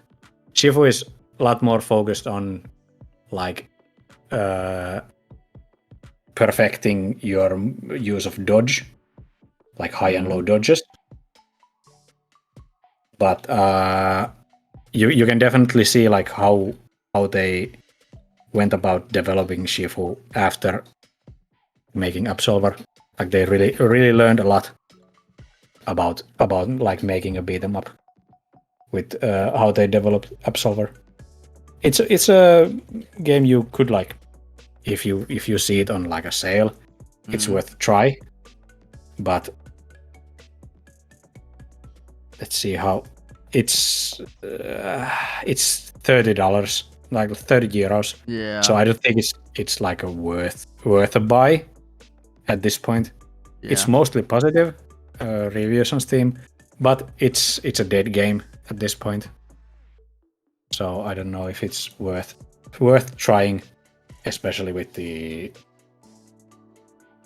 price tag on it. Yeah. I was. I'm thinking that what game should I pick up next? Yeah. If I can add, I just checked Steam charts, and at its peak, Absolver had 18,000 players, which is a really good peak. But the last 26 minutes, there has been 15 players. 15? Oh my god! And I'm pretty sure all of the 15 players are people who have like 1,000 hours or more in the game. Yeah. So trying to get into it, you'd be fighting with people who have like 10 years of experience with the game. So they're either going to like murder me, hold you like a baby, or murder you. Yeah. No, not clay fighters. No. This is the ugliest fighting game I've ever seen. Yes, we are going to be talking about Clay Fighter next. Because I own both of the Clay Fighter games on SNES. Okay. And I am like, they are really mid. Like really mid. And not in a good way mid. Like they are like bad version of Mortal Kombat. This is like a bad version of Mortal Kombat. Both of the games. Like we talked about it with the celebrity deathmatch. Yeah. About like the potential of claymation. Yeah. But this, even more so than celebrity deathmatch, didn't really do much with the clay format. I think. Well, the second one is miles better, or animation wise. But they look like fucking garbage. Yeah. The characters are really ugly. It's not as bad as what's the other game I was thinking? Fucking Balls or whatever. Balls 3D. Yeah, Balls 3D. It's not as ugly as that game, but it's not fun. Yeah. Like I guess the like character designs are kind of imaginative. Yeah. But it's not like the fighting mechanics are clunky. It's ugly. It's like unpleasant to look at. Yeah, and there are miles better fighting games on SNES. Yeah, definitely. Miles if you want to better. go for SNES, then just play like Street Fighter. Was Turbo on SNES? Yeah, it was. And if you want a really good fighting game on SNES that is SNES exclusive, play Killer Instinct. Oh yeah, Killer Instinct. That's a good. Yeah, I actually have a zip version of Killer Instinct on my shelf. Oh. Bought it like about 2 years ago. Yeah. Okay. Quite cheap, and actually quite cheap. Nice. But Killer Instinct is a good game, and most of the Street Fighter games are really good. Yeah. Most of the Street Fighter games are really good. Definitely. I have this like weird aversion to 2D fighter games because for me as a hardcore martial arts fan, one of the most important things for like a fighting game is how authentic the martial arts are. And how most 2D fighting games work is that it's just a lot of low kicking and projectiles, zoning. So you don't get the... I guess I can't get the appeal of martial arts from most 2D fighters.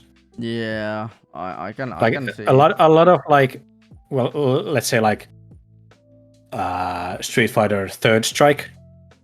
It's got gorgeous animation.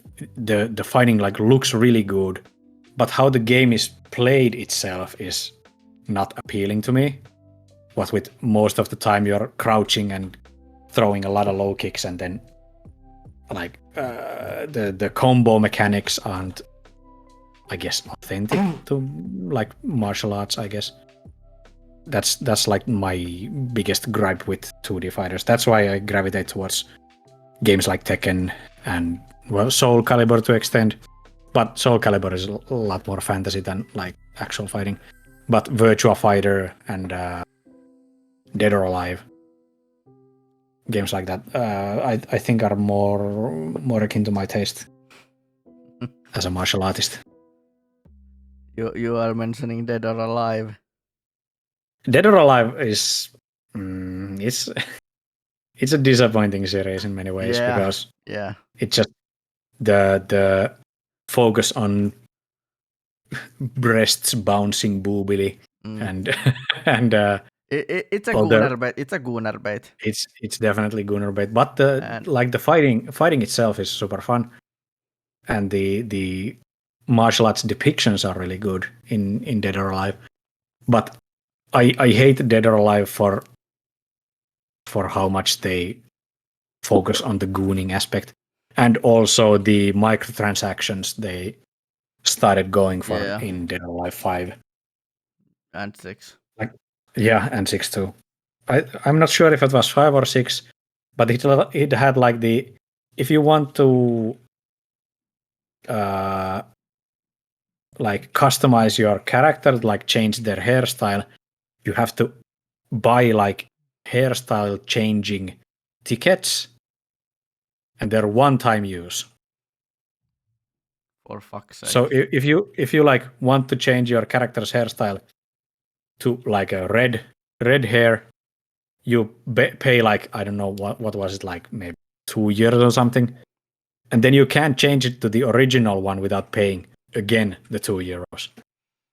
That's like really goddamn greedy. Yeah. And now you when you mentioned gooner aspects on fighting games, I remember this one really really bad indie game, indie fighting game that came that I had the not so good pleasure of finding out on Steam Next Fest, Okay. like maybe 3 years ago. It was the project name was like something like Waifu Fighter or something like that, and the game's main mechanic was was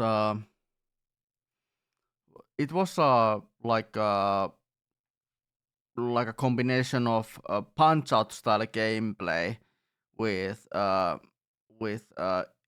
eroge story, like eroge visual novels, Oh no. and it was just, I was like, oh, okay, okay. I googled waifu fighter, and yeah, I can see what you mean. Unfortunately, like the aesthetic is really nice. Like Yeah.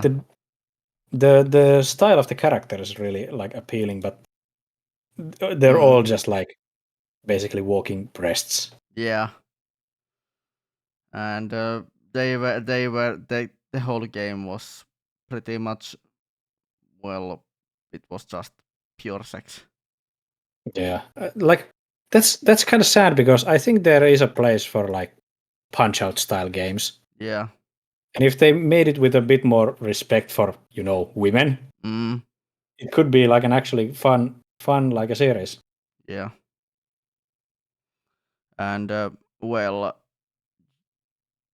and why do they need to do it, to do a gooner bait fighting games? Why do they need to do those? Because fighting game players are degenerates. They are like like you could say as an yleistys, you could say that they are the sweaty guys in their underground basement. Yeah, like talking about fighting games and gooners. Mm. Uh, do you know the game DNF Duel? DNF Duel? Yeah, it's part of the No. Dungeon Fighter series. It's oh, how would you call it? It's like a kusoge, Oh, okay. so like a shitty fighting game. It's its own thing, but like it's a 2D fighter with a lot of like appealing characters, but the game just is horribly balanced and not like all that interesting to play. But for the gooning part of it, Yeah. I can send you a video here. Look at this character trailer, like the first Okay, I need maybe to like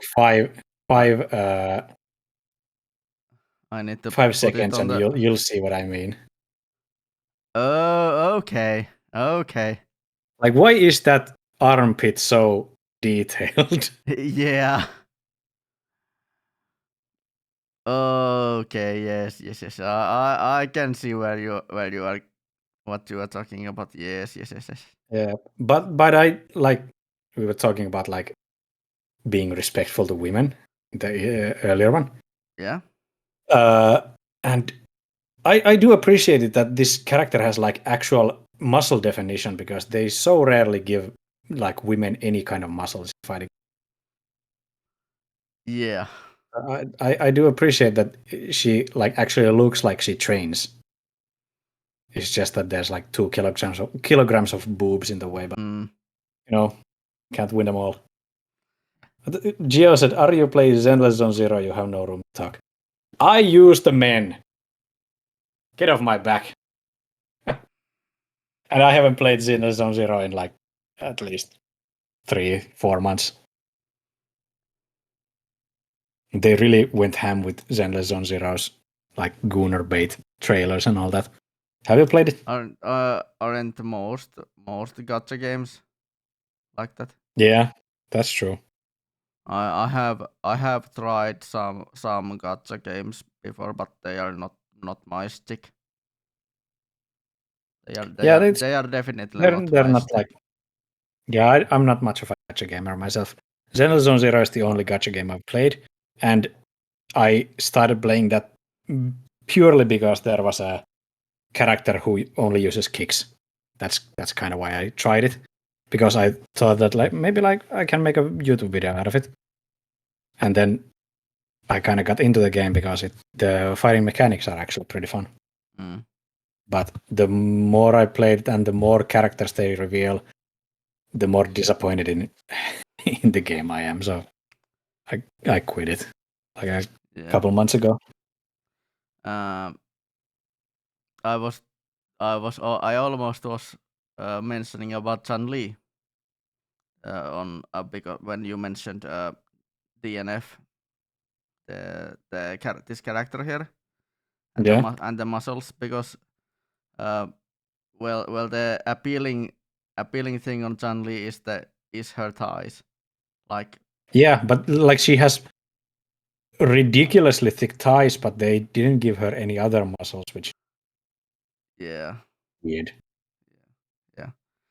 But like, yeah, Chun-Li is in Street Fighter 6. She's maybe a bit more respectable, like as a character design. They still went very overboard with the thighs, but you know, it's better than it was at some point.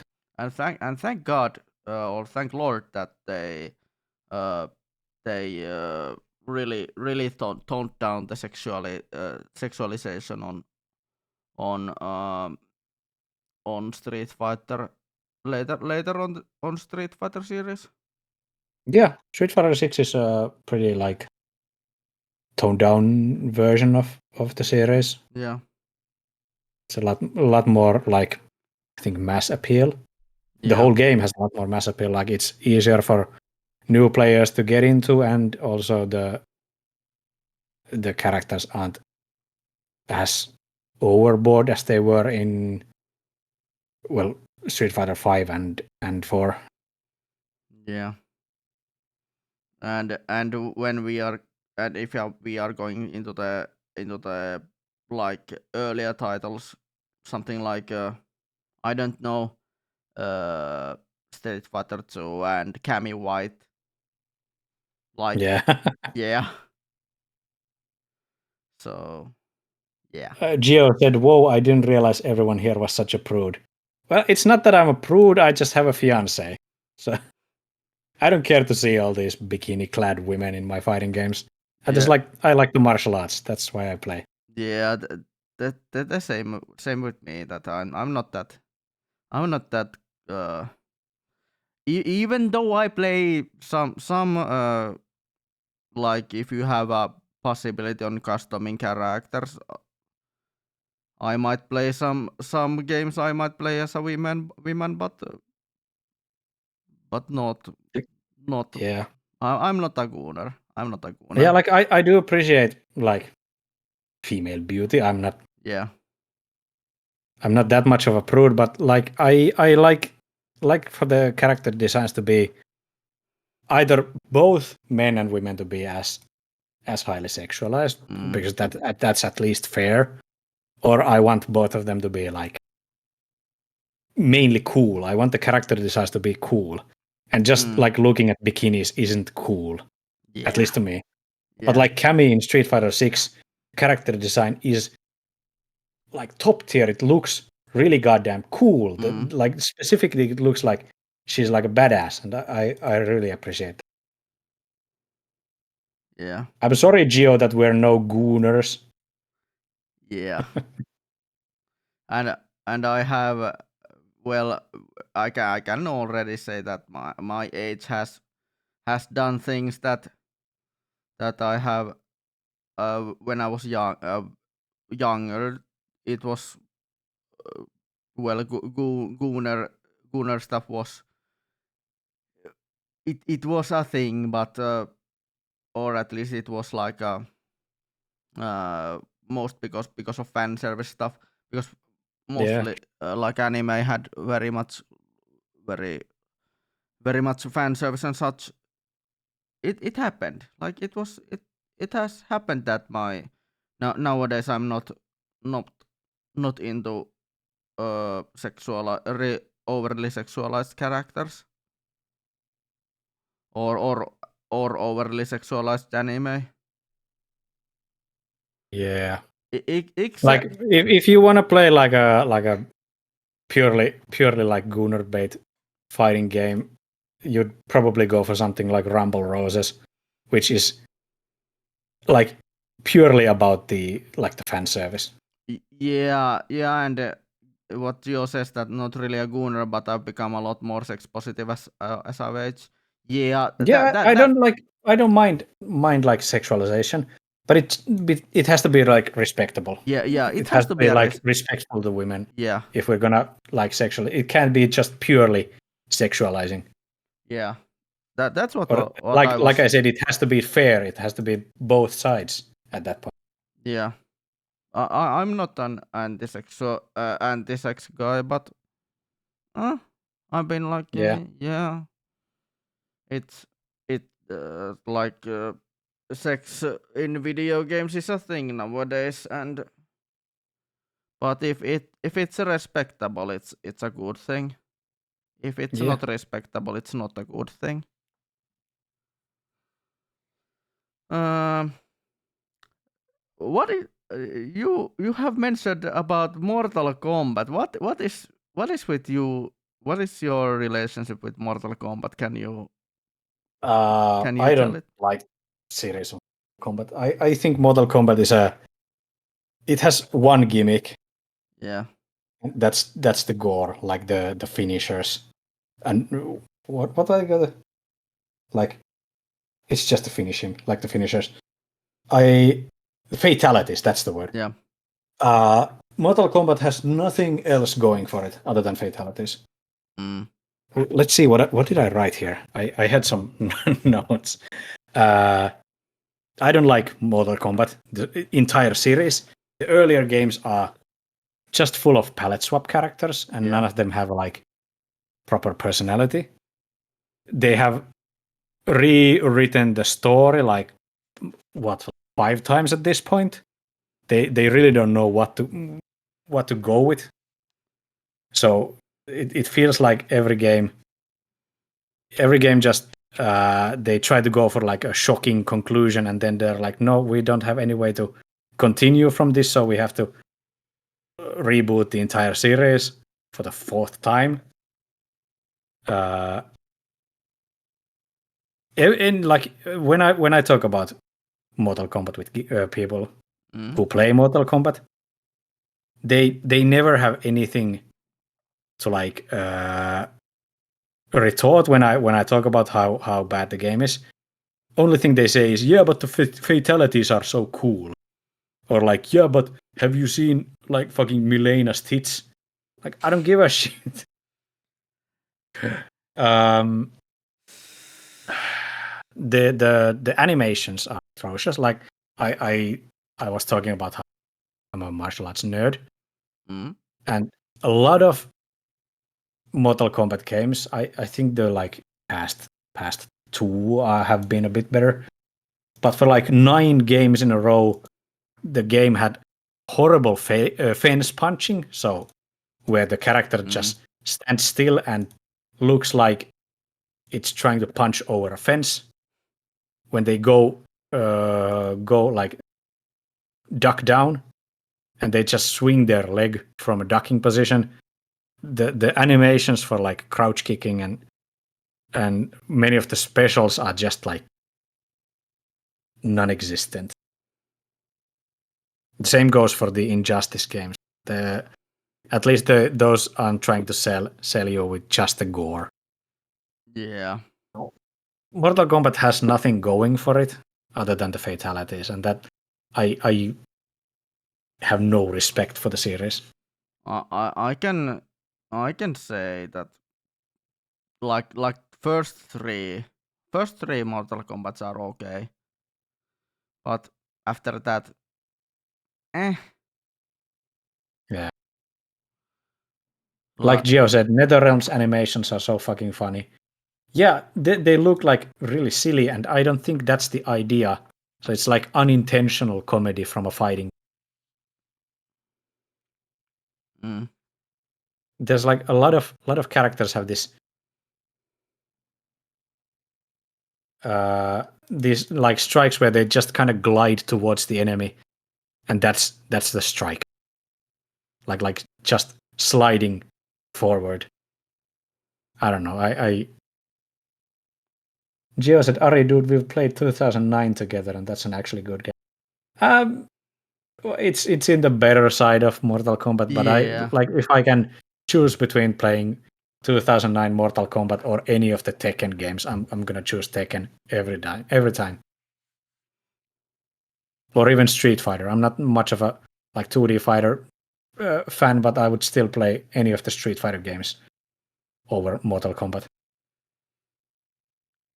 Yeah, me too, because I'm not that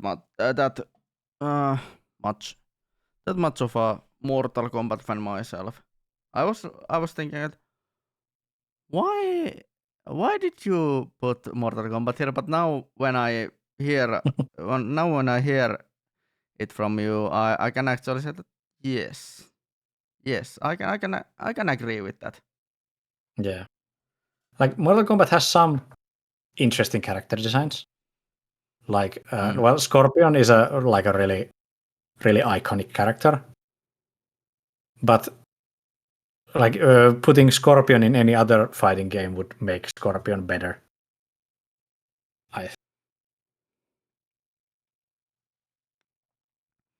The first Mortal Kombat games had a really good gimmick, but after the first 3 Mortal Kombat games, they went because Yeah. the selling gimmick other than fatalities on Mortal Kombat is that the character designs are like they are real people. Yeah, in the first like what 3 games was it? Yeah. Yeah, after they went like 3D, it just like it lost the only kind of unique thing it had about its like graphical style. And the selling point of the game. Yeah. If they did like a modern Mortal Kombat where they had like real people like animated, I would probably play it. That would be funny. Yeah, same. Let's talk about Dubstep May Cry. Yes. Yeah, the reboot for Devil the May Cry. reboot of Devil May Cry, or DMC Devil May Cry. Yeah. Oh, the boy. reboot is actually the first Devil May Cry game that I owned myself. Okay. I had played other of the games earlier, like I had found on the floor, so illegally downloaded, like 3 and 4 at that point. And I really like them. But when I saw that they rebooted the game, I was like, oh, cool! I want to try this. But it's. I'm gonna let you say what you think about it. I was when I use about pirating games, I use a term. I bought it from Net Anttila because Net Anttila isn't anymore, or Anttila as a store isn't anymore in the it's not more. Then I use a term of I bought it from Net Anttila. Yeah. I have a friend who always said that he found something on the floor when he had downloaded it. I think that's a fun one. Fun expression. Yeah. Mm. But yeah, what's so bad about DMC Devil May Cry? Well, first Dante. They made Dante be a bitch. Why would you make Dante be like an angsty teenager? Why? Yeah, I think there was this. When was DMC Devil May Cry released? It was like 2010, 2013. Yeah. 2013. Yeah. It's a. I think it's a like a product of his time in a sense that being like authentic and like being like cool in a way that Dante was in the earlier games was kind of losing its popularity, like kind of dying down. Being like over the top cool wasn't a thing anymore, so they toned down the quote unquote coolness factor in favor of being edgy, being like a grungy emo kid. And it's just it doesn't work for Dante because Dante as a character design relies on the kind of like nonchalant coolness. Always like keeping your cool, staying composed, and being like a one-liner throwing motorcyclist, I guess. Yeah. But DMZ Dante just feels like an edgy teenager who has some like anger issues. Yeah. Also, well, the soundtrack, Dubstep May Cry. Yeah, the soundtrack is a product of its time. Yeah, they tried to go with like a, what would you call the musical style? DNB. Yeah, it's got a lot of drum, but didn't they have like a kind of screamo? Yeah, screamo thing in some of the tracks at least. Well, yeah, like metalcore and such. Yeah, like I do like metalcore to some extent, but it as it was in DMC, I don't think it fits Devil May Cry as a series. Yeah, I think they took some inspirations from DMC Devil May Cry to the soundtrack of Devil May Cry 5, but they just did it a lot more fittingly for the series in 5 than they did in DMC. Yeah. But DMC Devil May Cry, I think the biggest issue is the tone. Yeah. And it doesn't feel like Devil May Cry game. Yeah, it feels like someone saw Devil May Cry and wanted to do like an edgy fanfic. Yeah. And why did they do they didn't do Dante justice? They just didn't do Dante justice. Yeah, the one of the biggest issues is the scene with the you know the like wig dropping on Dante's head, and he's like, not in a million years. Like, you can like remake a character, you can reboot a series, But you don't have to disrespect the original series when you do it. Yeah, the iconic hairstyle of Dante. The iconic white hair of Dante. Yeah. Like, And even then, why? they backtracked with it. They should have gone like full tilt with that if they wanted to do it, but they backtracked with it because they made the Devil Trigger form a white hair, like longer white hair for Dante, and they brought the original Dante's outfit as a DLC for DMC Devil May Cry. So they didn't even have the balls to go like all the way with disrespecting the series. So they just half baked the entire thing. It's like, I don't know, it's a pussy move. Yeah. Also, I would have loved Dante to be to have the white hair, but like the like the hairstyle of the black haired Dante is good, but with white hair it would have been not like pretty good. Yeah, I liked in DMC Devil May Cry, I liked the mechanic of changing between the like regular devil and angel weapons. That was pretty fun. And it worked really well. Unfortunately, everything else about the game is fucking dog shit. So they wasted it. But they did take it to DMC5 in that you can change weapons a lot easier in that game than you could in the earlier Devil May Cry's. And I think that's kind of a product of DMC Devil May Cry.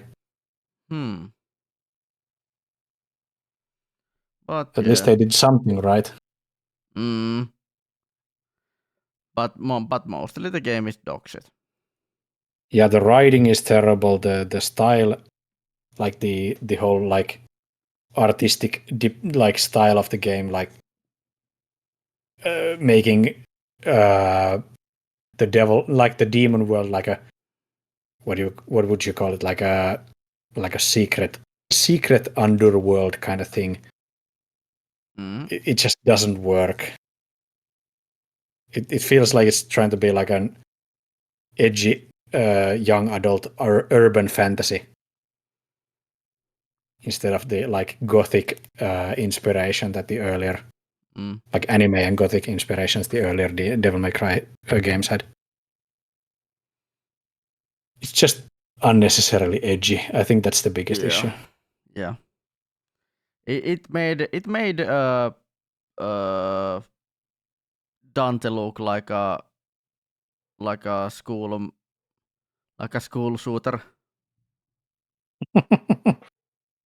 I'm just I being do like the jacket that Dante has in DMC, but if they gave that jacket to a less of a whiny bitch, then I could like it. It's like this scrawny teenager. Do you have any other you want to pop out?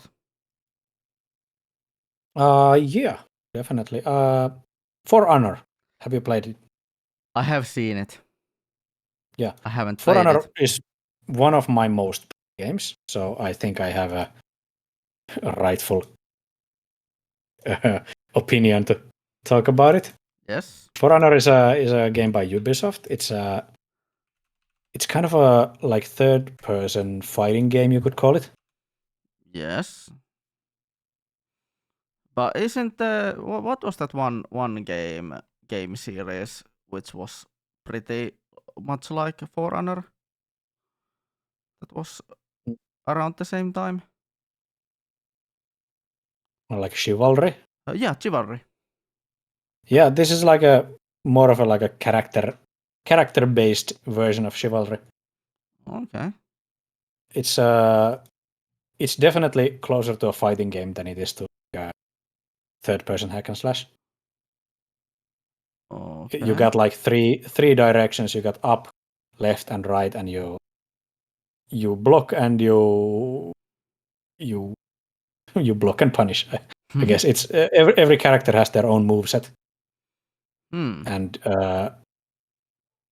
you got like heavy characters, you got light characters, you got hybrids, and you got I think it was like a Vanguard is one of the character types. So, well, you can see here how the game works, and it's super fun to play. The issue is just that Ubisoft entirely gave up on balancing the game. Instead of like properly balancing the game, they just every time they release a new character, they make the newest character the most OP possible, and make it like almost impossible to lose when playing with a new character. And then they slowly nerf it to fit like the balance, and then they release a new character, and they make that new character the most OP possible. So it's always like a bait to make people buy the new character, because otherwise you're gonna be left behind, I guess. So like the earliest characters, like the Warden you see being played now, there's a new character, the newer character, which is basically just a better version of Warden, and it makes Warden pretty much like useless. And then they at some point they like gave new strikes to all the characters, and then they just made the next characters even better. Oh my god. And this here is, I think this is a pretty old video. Yeah, can you about 10 years check ago. out? Okay, yeah. After this, they have made like big overhauls to the game. Like when they go with the Warden to like hack the minions there, every character had their own like specific moveset for hacking the minions. Like here, Warden uses like half swording and Mordschlag or Mordhau, like the strikes where you hold the blade of the sword and you beat the opponent with the hilt and the pommel. Like that's an actual like sword fighting technique. And they entirely removed those later. Like any of the characters don't have the minion specific movesets anymore. So it's just they made the game more boring in an attempt to like not even balance it, but just like make it simpler. Yeah, it feels like the game, like all the updates make the game more obsolete. Yeah, pretty much.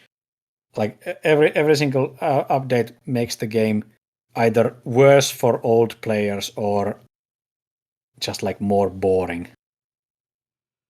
Yeah. Like the newest character, I don't remember what its name is. Hold up, let me see. Like this game looks really enjoyable, but It was fun. I have like, I don't know, 500 or 600 hours in it.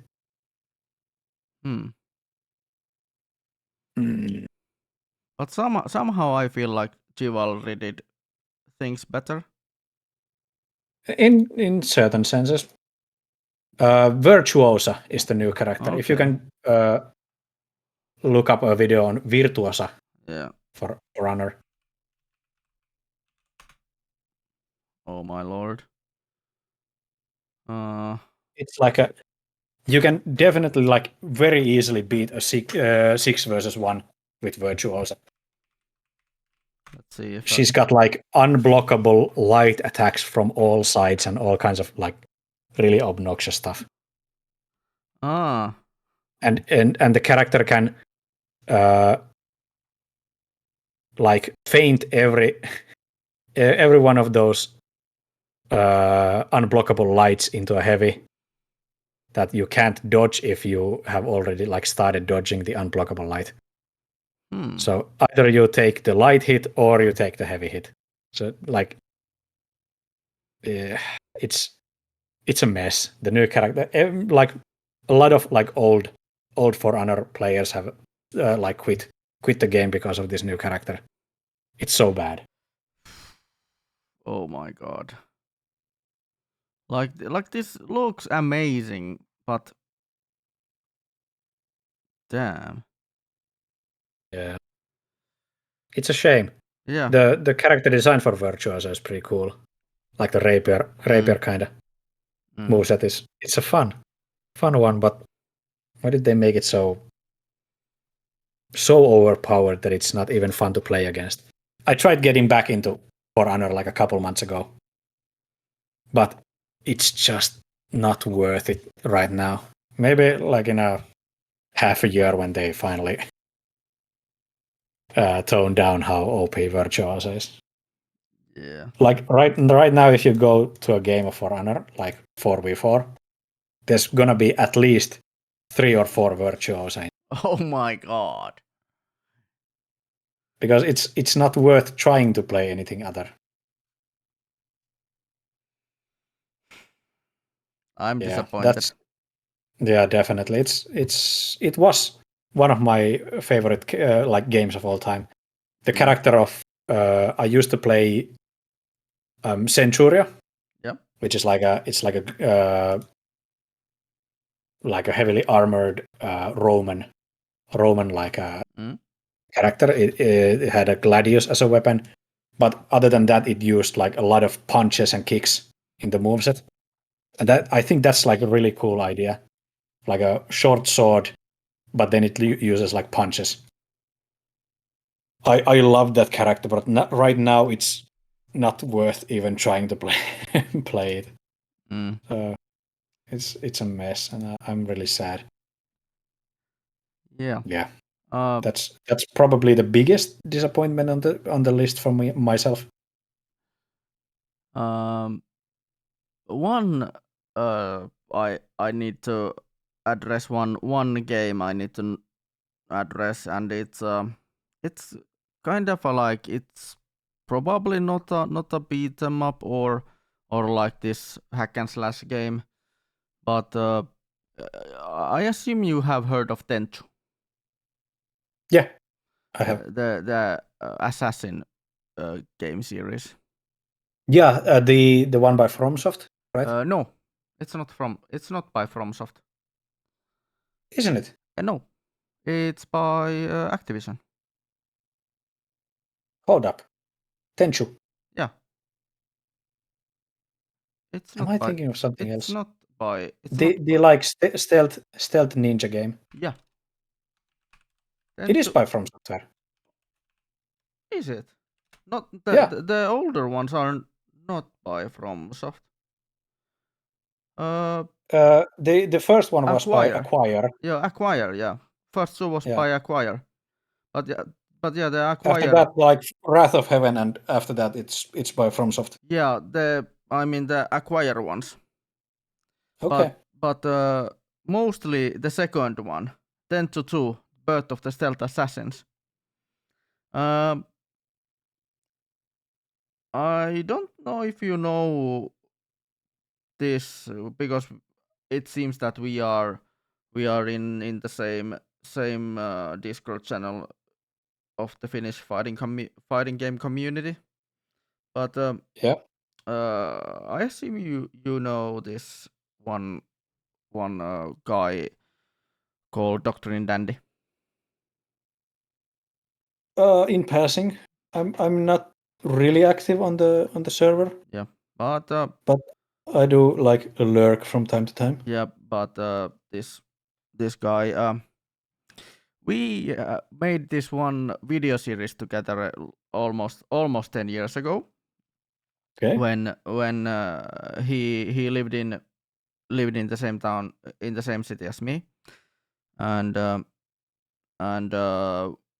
we had this as one of the episodes of the show of that video series. We had like as a third episode of the video series, we had 10-2 Birth of the Stealth Assassins as one of the games we tried Okay. out, and oh my god, it was bad.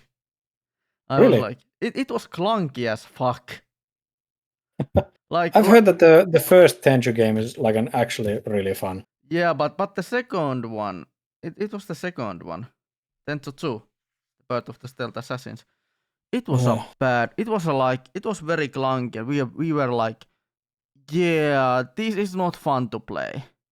This is not, and we were in the tutorial missions of the game, and we were like, this is not fun to play. Both of us were like, no, this is not good. How did they mess up the second game so bad? Usually, like series like this, the second game is like where they really perfect the model. Yeah, but somehow they just fucked it up. Oh And man. to think that we were playing the tutorial levels of the game, and we were like, yeah, this is not fun. We tried and tried and tried, but we didn't get far at all because the controls were shit. No. It felt a really big disappointment. Hmm. It's kind of like yeah, like it has a very promising premise and like a really good. It feels really good, but the the overall gameplay is just meh and disappointment. Kind of like I'm like, yeah, I wasted 20 euros on this when I bought it around when I was like 16 years old. Yeah, about Yeah. half life ago. Um, that then that kind of reminds me. Sometimes, like I realize that there's like games that I like really loved or like mm, I remember really fondly, and then I think about it. I'm like, oh yeah, I played that last time like 10 years ago, and it never feels like it's that long ago. But yeah, now I feel like an old man. yeah. To think that it has almost been 10 years that I've played it last time. I've even touched on Tenchu 2. Yeah. And hmm. But we Okay. I'm just looking at the list we have here, like most of the notorious, there are a lot of notorious fighting games or beat 'em ups in the list.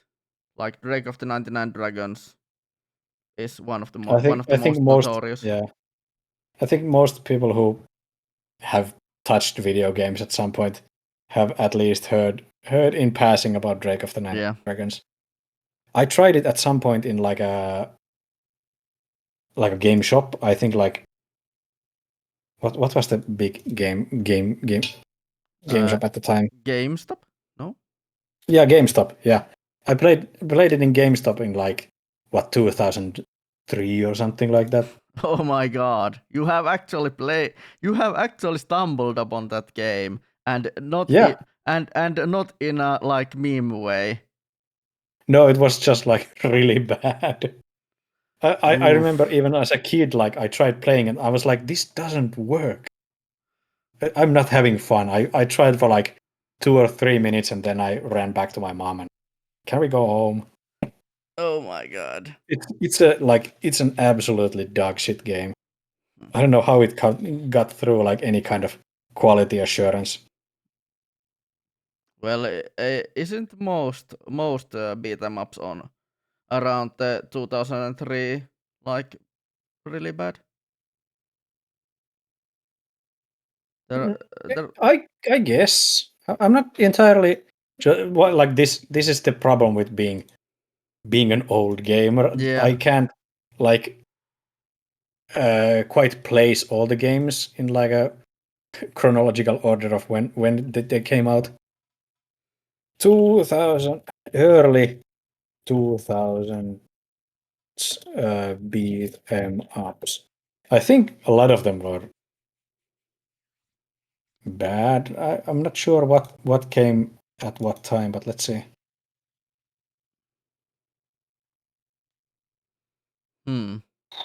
There's like a lot of like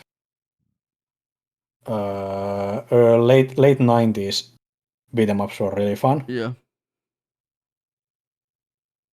Final Fights and Streets of Rage. Yeah. All those. Early 90s. And those are like really good ones. Yeah.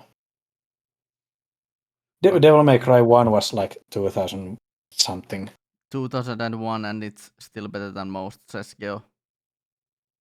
Yeah, okay. Geo had the exact same idea. They're like DMZ1, DMZ3, one of the best like hack and slash games out there. And then there's games like, what am I? Hold up. It entirely escaped my thoughts. Dynasty Warriors? Yeah, Dynasty Warriors and Samurai Warriors. Oh my god. Yeah. Like Musou games are, well, they are good, but they just keep repeating themselves. Yeah, if you've played one of them, you've played them all. Yeah. So at this point, like going back to the beginning of the Dynasty Warrior series is kind of like pointless because the new games are exactly the same and they're better. Yeah. Yeah, like Geo said, Ninja Gaiden. Yeah, Ninja Gaiden is just so good. Yep. But we are not talking about the Sigma games. No, not on PS3 because of the 6-axis control, 6-axis being being a mechanic for female characters. Oh boy, Tecmo had a lot of gooners in their in their studio. God damn it. Tecmo has had some. It's got a lot of like ups and downs. Yeah. But one of the best games I've played in a while was by Tecmo, Koei Tecmo, the Neo 2. Oh boy, Neo is a game series I really need to get around with. I haven't played the first Neo game, but Neo 2 is up there as one of the best games I've played in, well, maybe ever. It's got a lot of good things. Like, well, as I've previously said, martial arts nerd, the moveset for Neo 2's the fist weapon, it's peak martial arts fantasy. It's so good. If you ever happen to stumble on my streams when playing Neo 2, you've seen how fun the game is. Yeah. When I'm not cursing my ass off, but and when you are not confronted with a fucking weasel. The weasel wasn't even the worst. the level before the weasel boss was that wasn't fun. Like most of the time, I've had a lot of fun with the games, but the level before the weasel was just obnoxious. But the biggest issue was that I didn't grind enough levels at that point.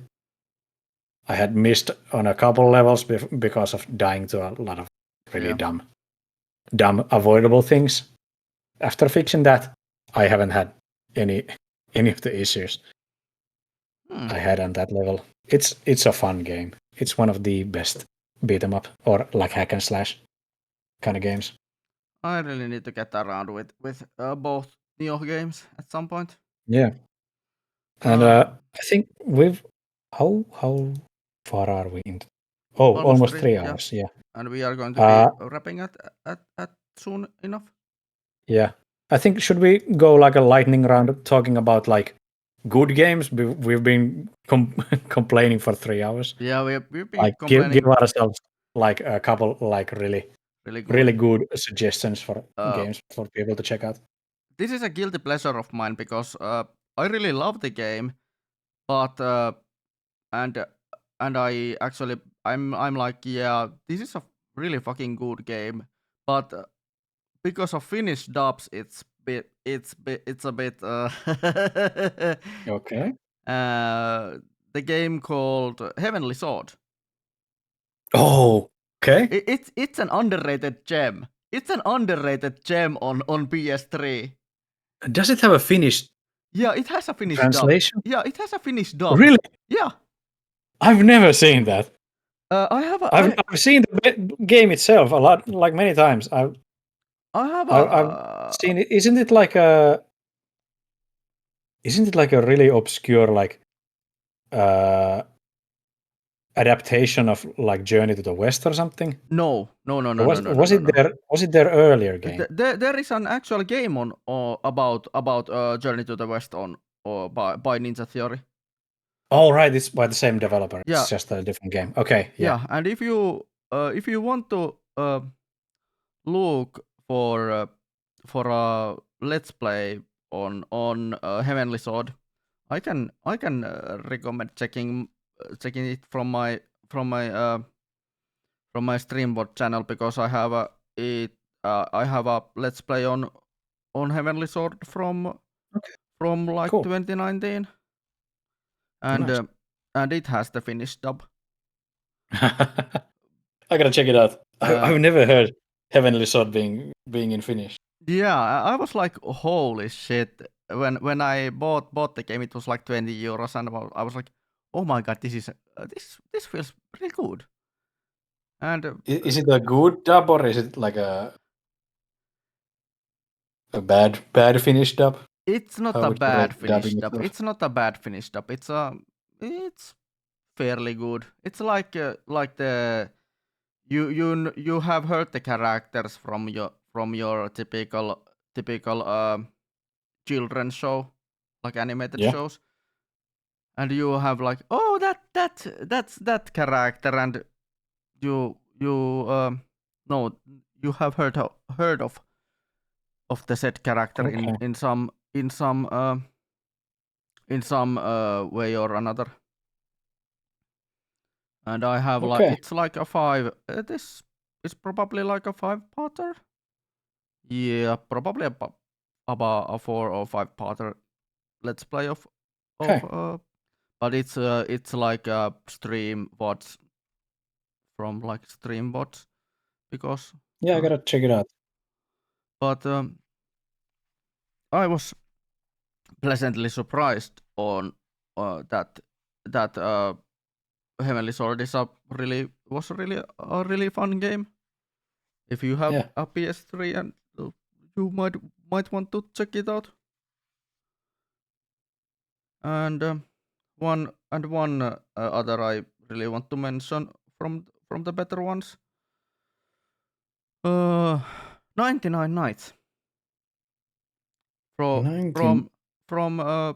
it's probably Xbox 360 exclusive.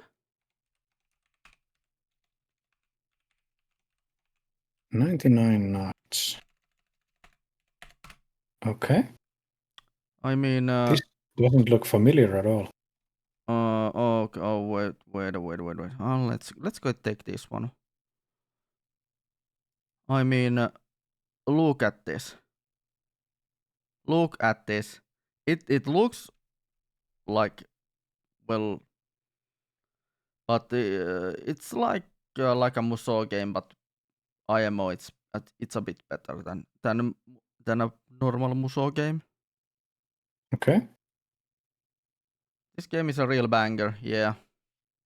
Like, it looks like a Musou game, but it's fun. It's really fun. I've never seen this before. Huh. But yeah, the first 99 Nights is or N3 is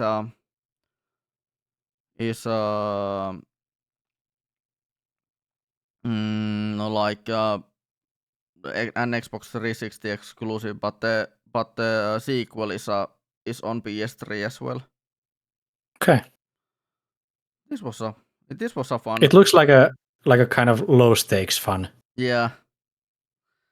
And when I found this used on our local game shop back in the day, I was pleasantly surprised that this was really fun.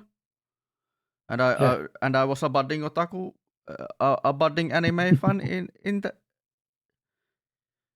during the foundings of the game. Yeah. Yeah, it does look definitely the kind of game that I would have spent like a late Saturday hours playing when I was like a teen. Yeah. And when do I have any other? Uh, okay, Lollipop Chainsaw by Suda51. I've never played it myself, but I've heard like good things about Lollipop Chainsaw. It's a Gunnar bait game, but because I am a Suda fanboy, I really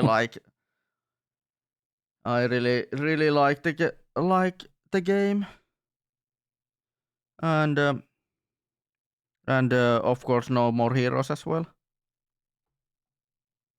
The remake No More Heroes. I've also heard like a lot of good things about it. Yeah. Wasn't No More Heroes hold up, was it like cross-platform or was it just nowadays like it's a cross platformer because of multi platforms, like it's on the best versions of it is on Wii and Nintendo Switch. Yeah, I never had any Nintendo like console other than Game Boy Color. Yeah. so I've missed on a lot of new like cool games of that time. Killer is Dead are a must. Like Killer is Dead is more of a like an artistic vibes the game, but it's not normal. It's not normal. It's a Killer is Dead is a good game, but it's not as fun as No More Heroes. From what I see from googling, Killer is Dead. I like the aesthetic. Yeah. It kind of reminds me of what was the game? It was like a black and white. Was it a Wii game? Mad World. Yeah, Mad World. Yeah, Mad World is one of my favorites as well. Mad World has a like peak soundtrack. Yeah. And the soundtrack for Mad World is so good. And Mad World is graphic aesthetics of the game is really just I think we talked about it earlier. Yeah. Like graphics a lot of the time, like the graphical direction for a game like really makes the game, because they could have tried making like Mad World into like a realistic-ish game, like a lot of studios had like aim at the time. But making the game entirely in black and white except for blood, that's such a like Sin City style graphical direction, and it gives the game like a really distinct feel. It's a really unique looking game. I would love to have an anime series on Mad World or a manga. Yeah, because the world and the whole aesthetic of the world is really like this screams for a manga. Yeah. What was there like a? What am I thinking about? Was there like a sequel to Mad World? Anarchy Reigns says Geossi. Yeah, Anarchy Reigns. Yeah, that game unfortunately didn't have as solid of a like visual style as Mad World did. Okay, I have Then you. like maybe two Yeah. games that I want to really highlight. Both of them are games that I have played recently. Okay. And they're neither has come out yet, but I just want people to look out for these games in the future because they are so good. There's Dead as Disco, as I think I told about it earlier. Yeah. It's a beat 'em up rhythm game. So like the BPM of the like background song determines like at what intervals you push the attack buttons. Yeah. It's a really fun concept and it works really well. Even in the demo, which you can like download for free, you can upload your own music, and then you just do like a quick BPM like check for the song, and you can add it to the arcade version. So you can like upload your own songs to play through on the game. That's really fun. Dead as Disco. Yeah, Dead as Disco. I really need to put it on my wish list. Yeah, and then there's talking about like visual styles, fights in tight spaces. That has already released, but it's a super fun like isometric, I guess like deck building game. Okay.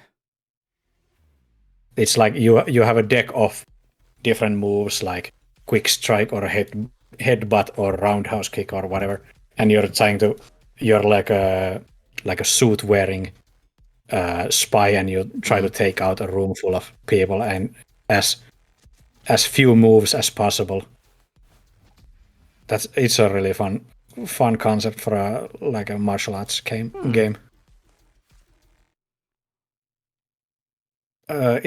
I don't think it's like 20 euros. It's kind of expensive at the moment, but if it comes into like a Steam sale, I definitely recommend checking it out. Yeah. But yeah, and I can say that Hotel Barcelona is a disappointment. Is a really real big disappointment. Hotel Barcelona. Yeah, a new What is that? a new game by Suda51 and Swery65.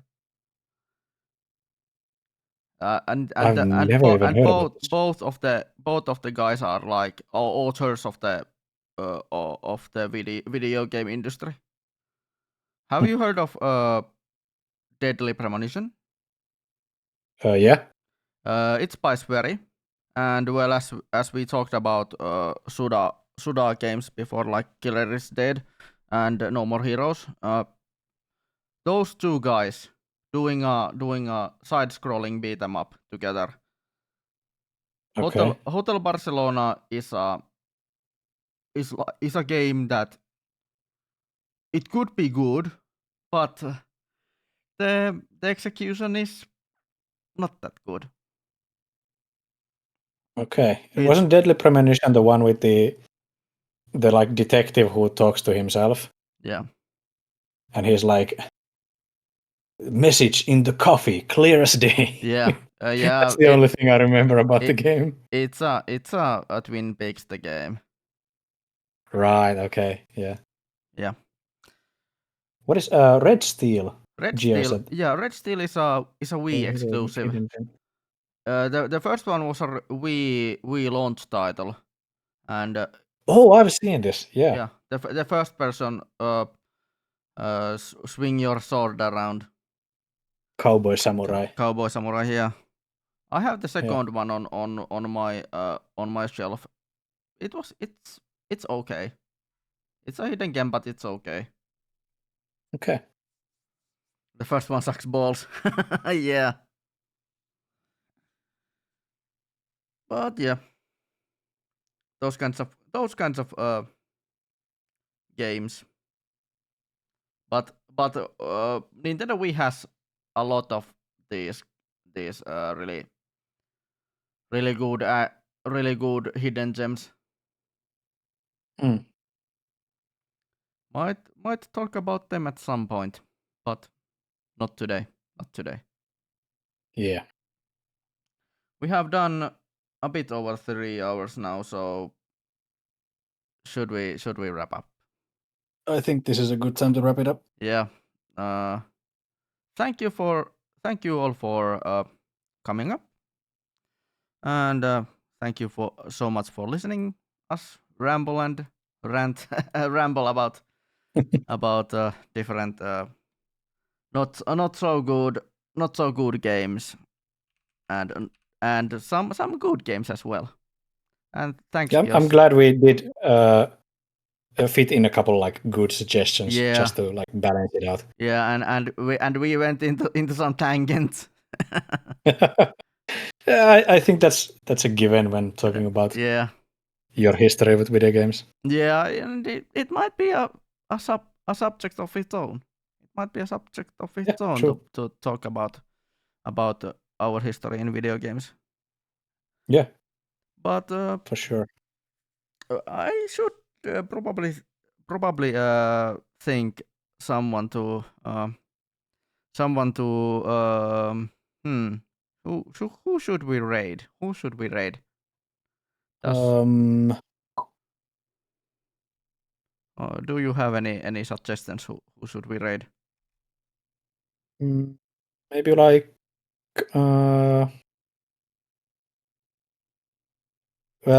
if we want to consider our fellow FinTubers, there's Yes. Fugi, Shaku, and Blizzardska have a Yeah. chained together stream. So I think that could Hmm. be fun to watch. Yeah. It could be one. It could be one. Yes. Yeah. Let's go. Let's go with Okay. that. Let's put our our raid to focus because Yeah. why not? And it seems that I have raided focus last time when I stopped my last stream before this. Oh. So yeah, Okay. it's Well, it's a I don't double. think It's she a double. minds. It's a double. Yeah. But yeah, thanks for watching and have a nice evening and let's see each other on Saturday when I am having a mini game mania on my October project of Backlocktoberfest. Oh, cool. So a smaller pile of games. But yeah, thanks for watching and have a nice day. Bye bye. Bye.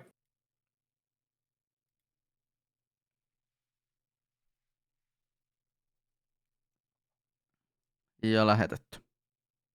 No niin.